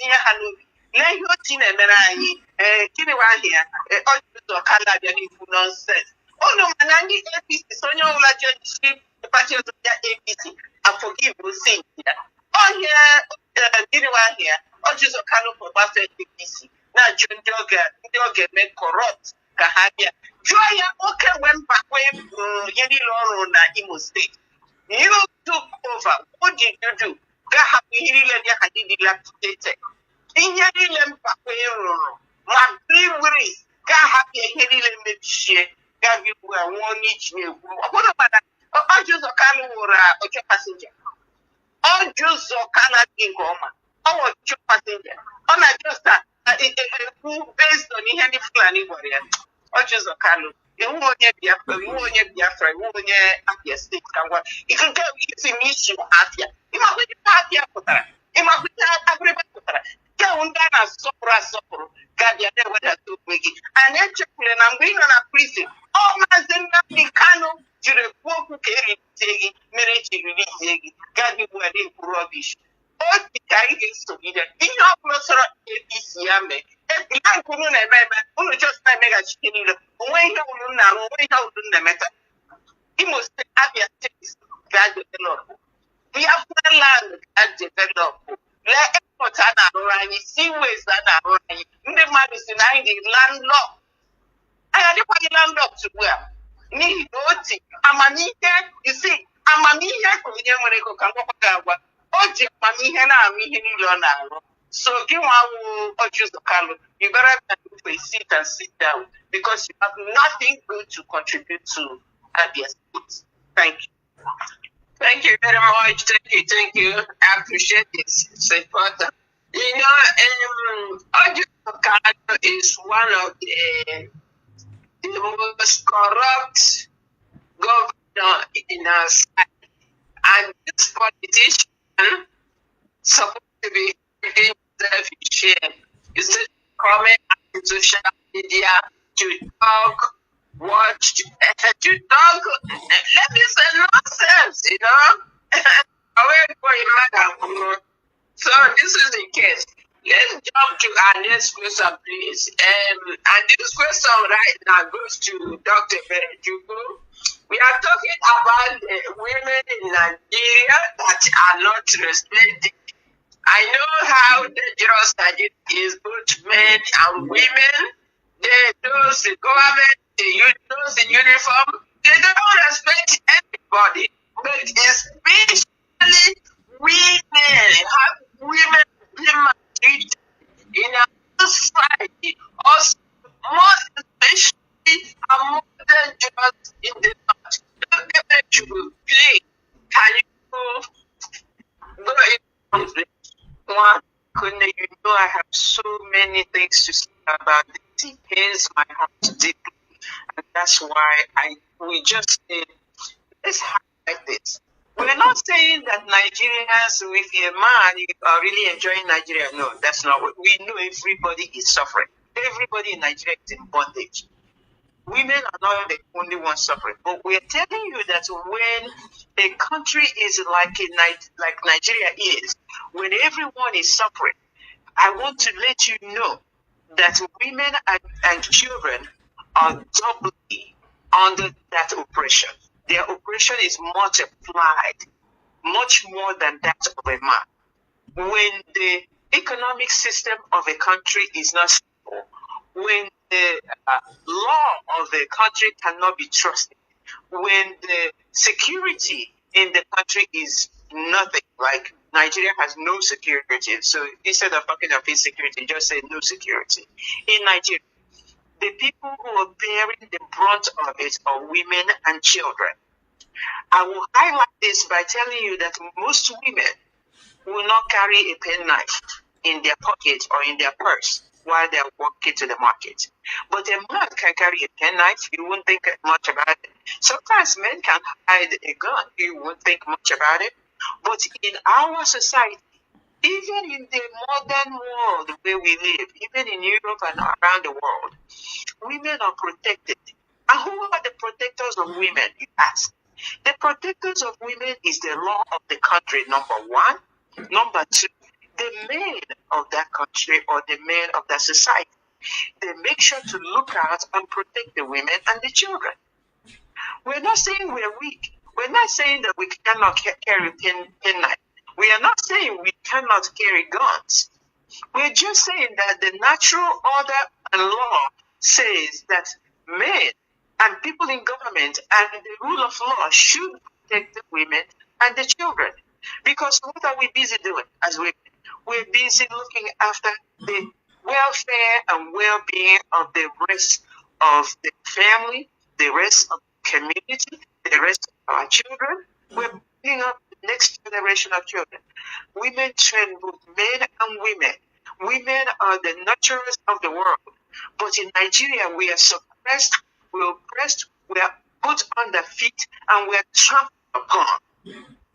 I'll give you an instance. There was one killed yesterday, a teacher of 4 that has 4 children.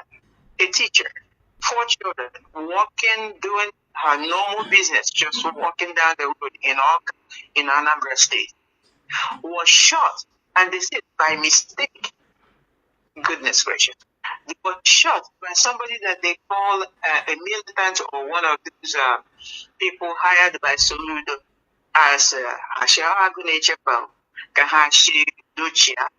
whatever they call them, but that person fired and actually killed the woman right there on the street.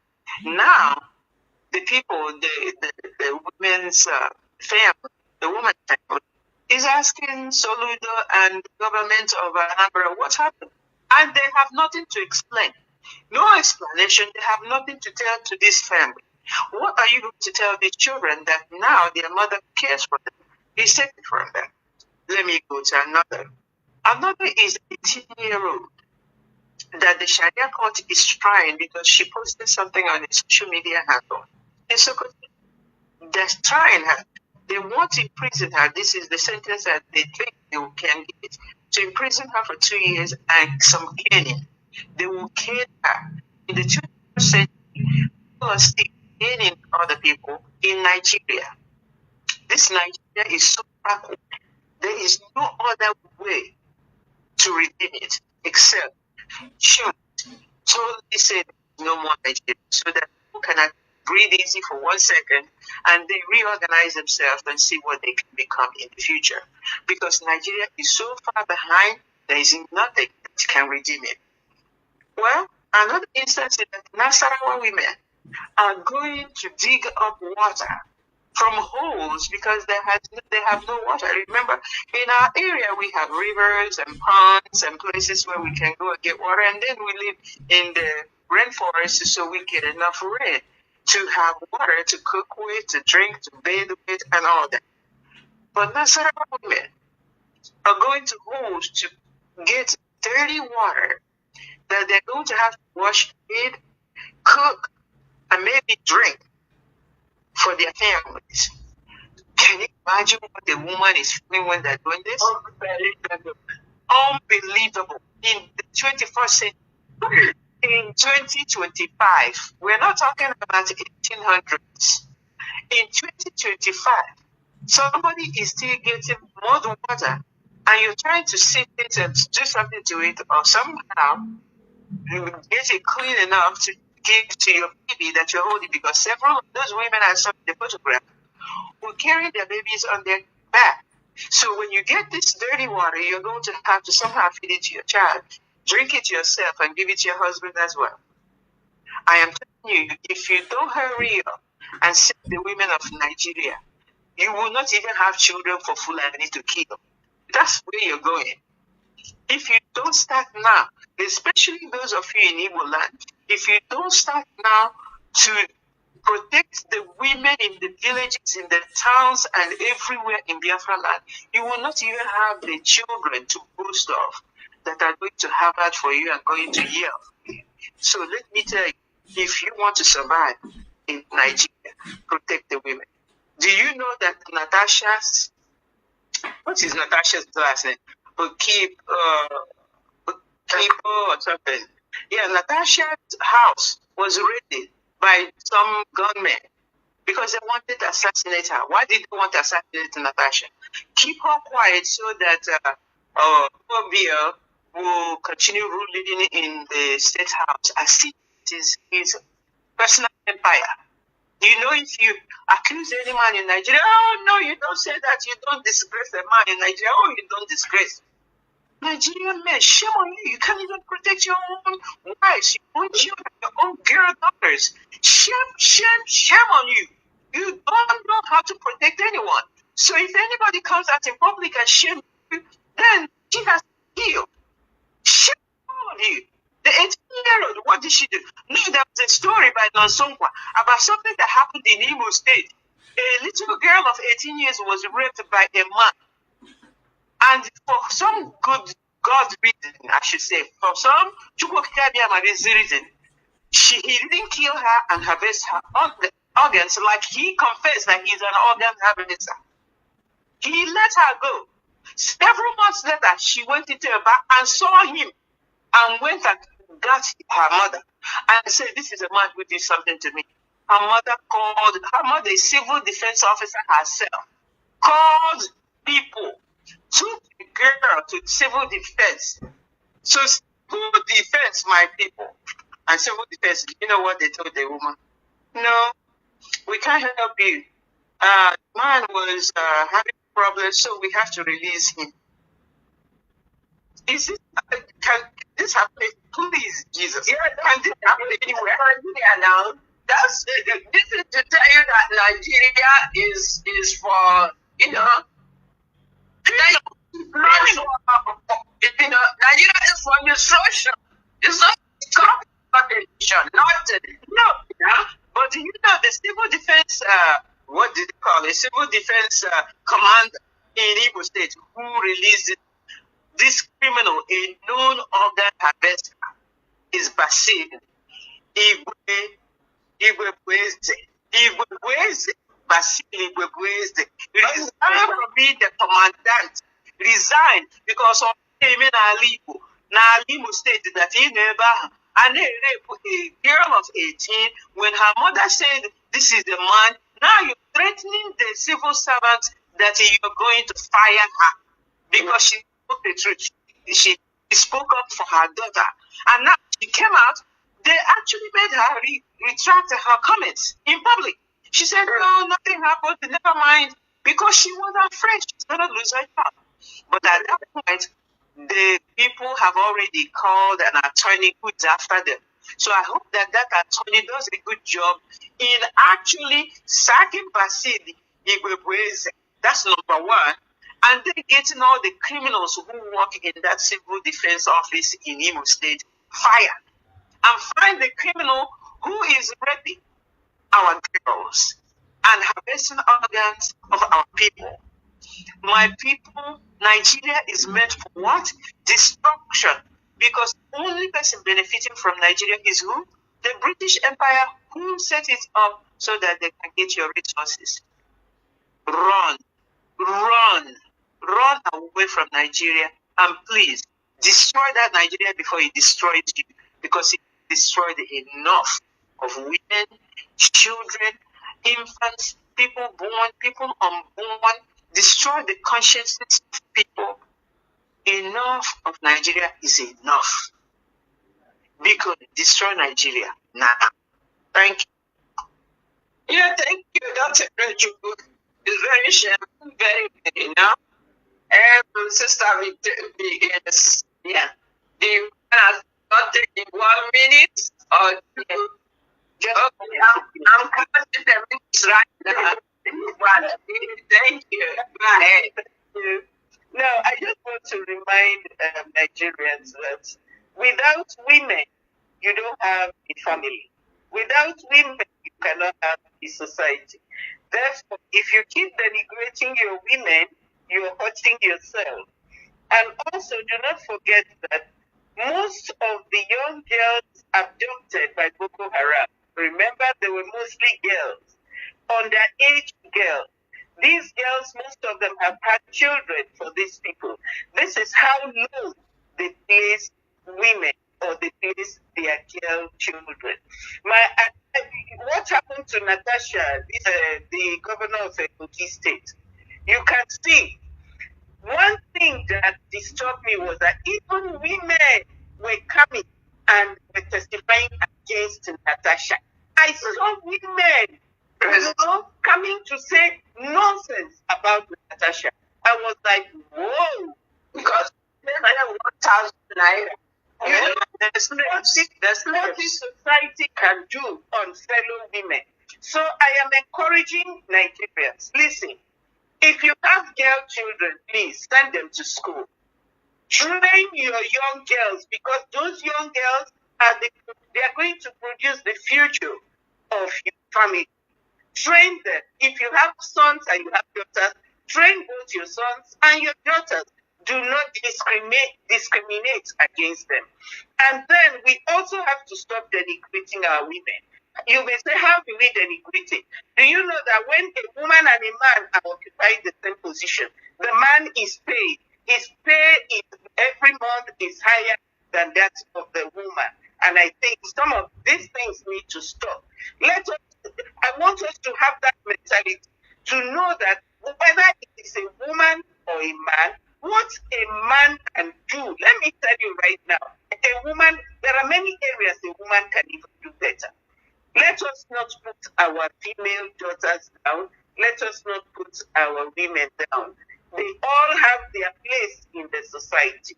And when you subdue the women, it means you have subdued your generations to come. Let us educate both our men and look at the woman who approved Dr. Oti's election in Abia State. There was a woman, Professor Gala. I love that. She is a tough woman, a strong woman. I love her.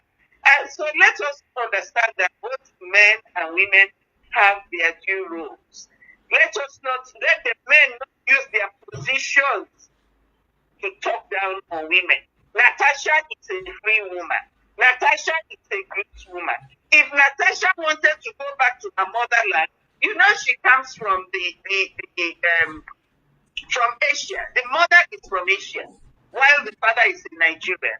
If she wanted to go back there, she would have gone back there. But she wanted to sell her fatherland, or the land where she comes from. And this is why she's doing what she's doing in the city. Apart, you leave that woman alone. Leave her alone. Apart, you are married, go and face your own wife. Leave Natasha alone.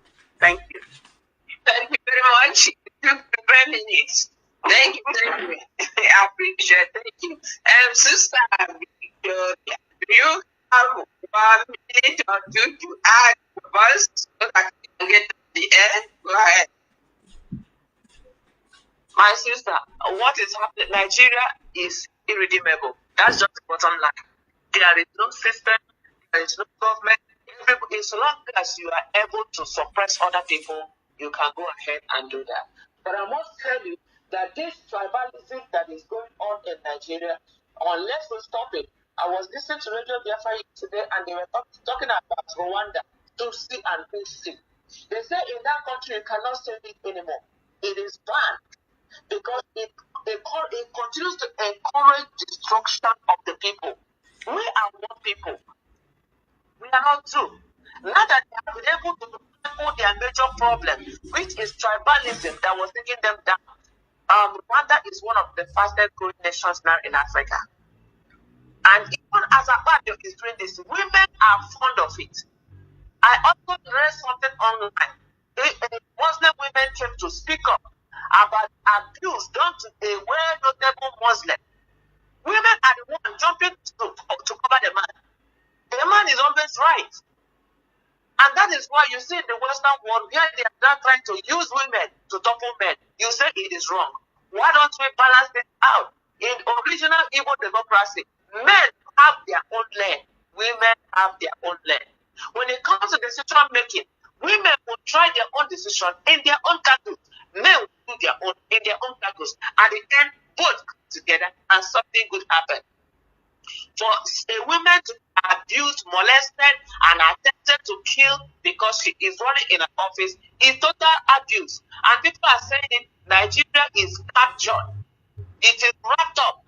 But I want to use this opportunity to say, you see all these Western media that are going about to see any country that is trying to survive, they come up with their evil news. Come to Nigeria now. There are so much news for you to spread all around the world. If by God's grace, Nigeria finally settles and everybody goes back to their own place and you come in with your own media to come and disrupt the progress that will be going on, which we know is possible, that is when you will understand. Right now, when Goodluck was there, all of you were there. The Western media was there bringing propaganda. Now, not you are nowhere to be found. Come now and see Fabio News. Come now and see Fulani News. Take it abroad. If you don't do it and they come, when people are beginning to get themselves together, you know what's going to happen. Thank you, my sister. Thank you very much. Thank you, my sisters. You have done it. And Dr. Benji, I want to get you have some announcement. Go ahead and give it. Thank you, sister. Thank you very much. I have an urgent one. Oh, I apologize, dear friends. IPP members in the USA. I knew and I had it in the back of my mind. It was on my calendar for a scheduled meeting for IPP USA national meeting today. Somehow it was not posted. So I apologize and announce that we have IPP USA national meeting today at 7 o'clock my time, Central Standard Time, 5 p.m. Pacific Time, and at 8 p.m. Eastern Standard Time. Please come and invite all IPP members on your contact to come. Share the link. And another thing that I'll continue to tell you is that if we continue to say that ESN's got our back and that they will do the needful to protect our people in the farms this farming season, and we cannot be like Benue, Plateau, Adamawa, or Taraba in the Middle Belt, or Kaduna, or those people on the western side of the United States of America, in Lagos and Ogun and Osun and Oyo State. If we don't want to be like them, then we will support the Eastern Security Network in protecting our people who are in the farms. Because between 1967 and 1970, during the war, Biafra that we called a disease Washoko. And it was called Harold Wilson syndrome. Harold Wilson, who is that? Somebody in Britain who was supporting starvation of my people to die. It so that the gallant men who were defending Biafra at that war of aggression from Nigeria will stop. And Ojukwu, being a leader that he was, told the Biafran army to cease fire, stop, retreat, because our people are dying in mass. And that's why they claim to have defeated Biafra. Never again, never again, never again will Biafran children die because of hunger. Support the Eastern Security Network so that they can protect us, so that we can continue to farm and eat well. Thank you very much. Thank you very much, my dear sister. As you said, Dr. Berechuku, they said, na soup way very good, na money killer, right? Yes. So, therefore, we are going up for wherever you are in that dungeon. Don't, carry your business firm. If you take the business firm, you create a job for our people, and we're gonna make things good in Biafra land. Know that we have to get ourselves together for something that is coming. I don't know, many people still sleeping. We have to rise. It is time to rise up, my people. Remember that we have to, join Radio Biafra, listen to Radio Biafra, and get your authentic information. Also, Dr. Berechuku said it already. Farming. That's where we stand. And that's where IPOP leadership will stand. And we are truly in support of it. Sister Celia, you have an announcement. Yes, I just want to add the IPOP security information line number. That number is +45 914 9677. I repeat, +45 914 9677. And I just want to encourage our people, Bikono.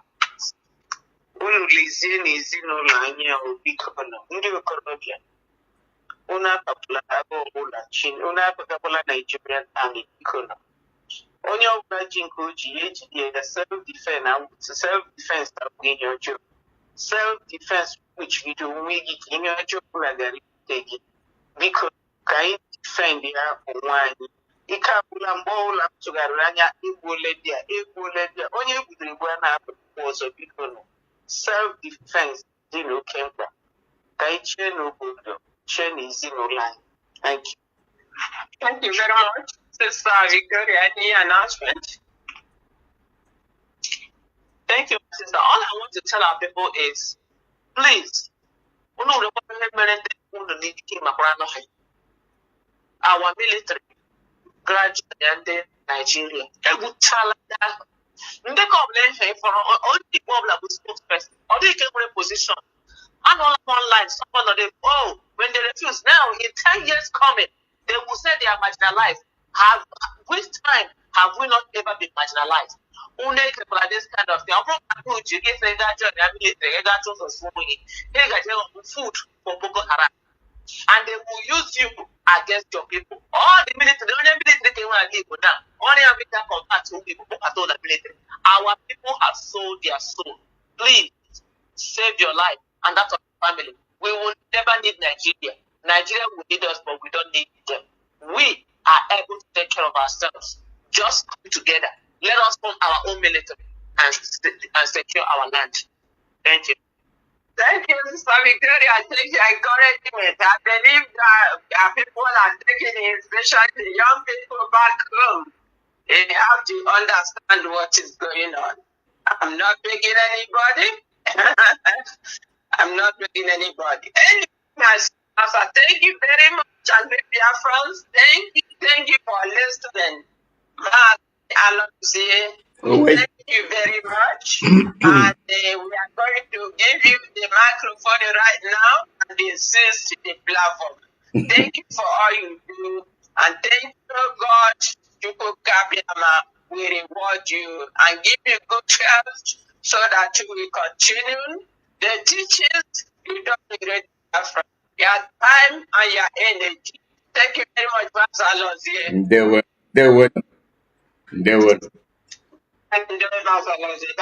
Bye bye. Yeah, what happened? Yes. People were good na money killer. Agamagazwa my bus ticket. That's very good. I appreciate that. Thank you. Bye bye. They were. See you next week. Thank you. Okay, our people, this is where we end the program. Remember, donations. It's good when you see soup, we're good, na money killer. You see the ESN, when you see them come at you, you get hooked. You're hyped up, na money killer. They don't do that for nothing. It's not big. It is you being proud of what you have and making it be the way you see it. There are some things that people must bear in mind. Um, Flashy. When you see things, mere appearance will give you satisfaction, not to talk about appearance and action, which I can say all that glitters is not good. In this case, I'm applying it that all the forces that appear to be well dressed with all the tanks and armored personal carriers cannot kill an ant. But our ragtag ESN are formidable. Ragtag in the sense that they are not equipped as much as the ones that are committing crime in Biafra land. All we are begging is contribution to get them at par where they can act effectively, not being brought down due to lack of support. So you understand what I mean. We must support our young men and women. Remember, they have something to do. It is the debt we owe to them to make them happy. USA, IPOB USA, general meeting today. 7 o'clock Eastern, 7 o'clock Central, 8 o'clock Eastern, and 5 Pacific. Attend. It's an emergency one. Remember, 30th of May is coming.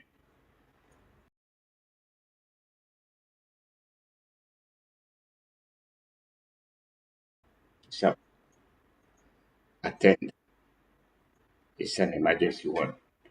Remember, 30th of May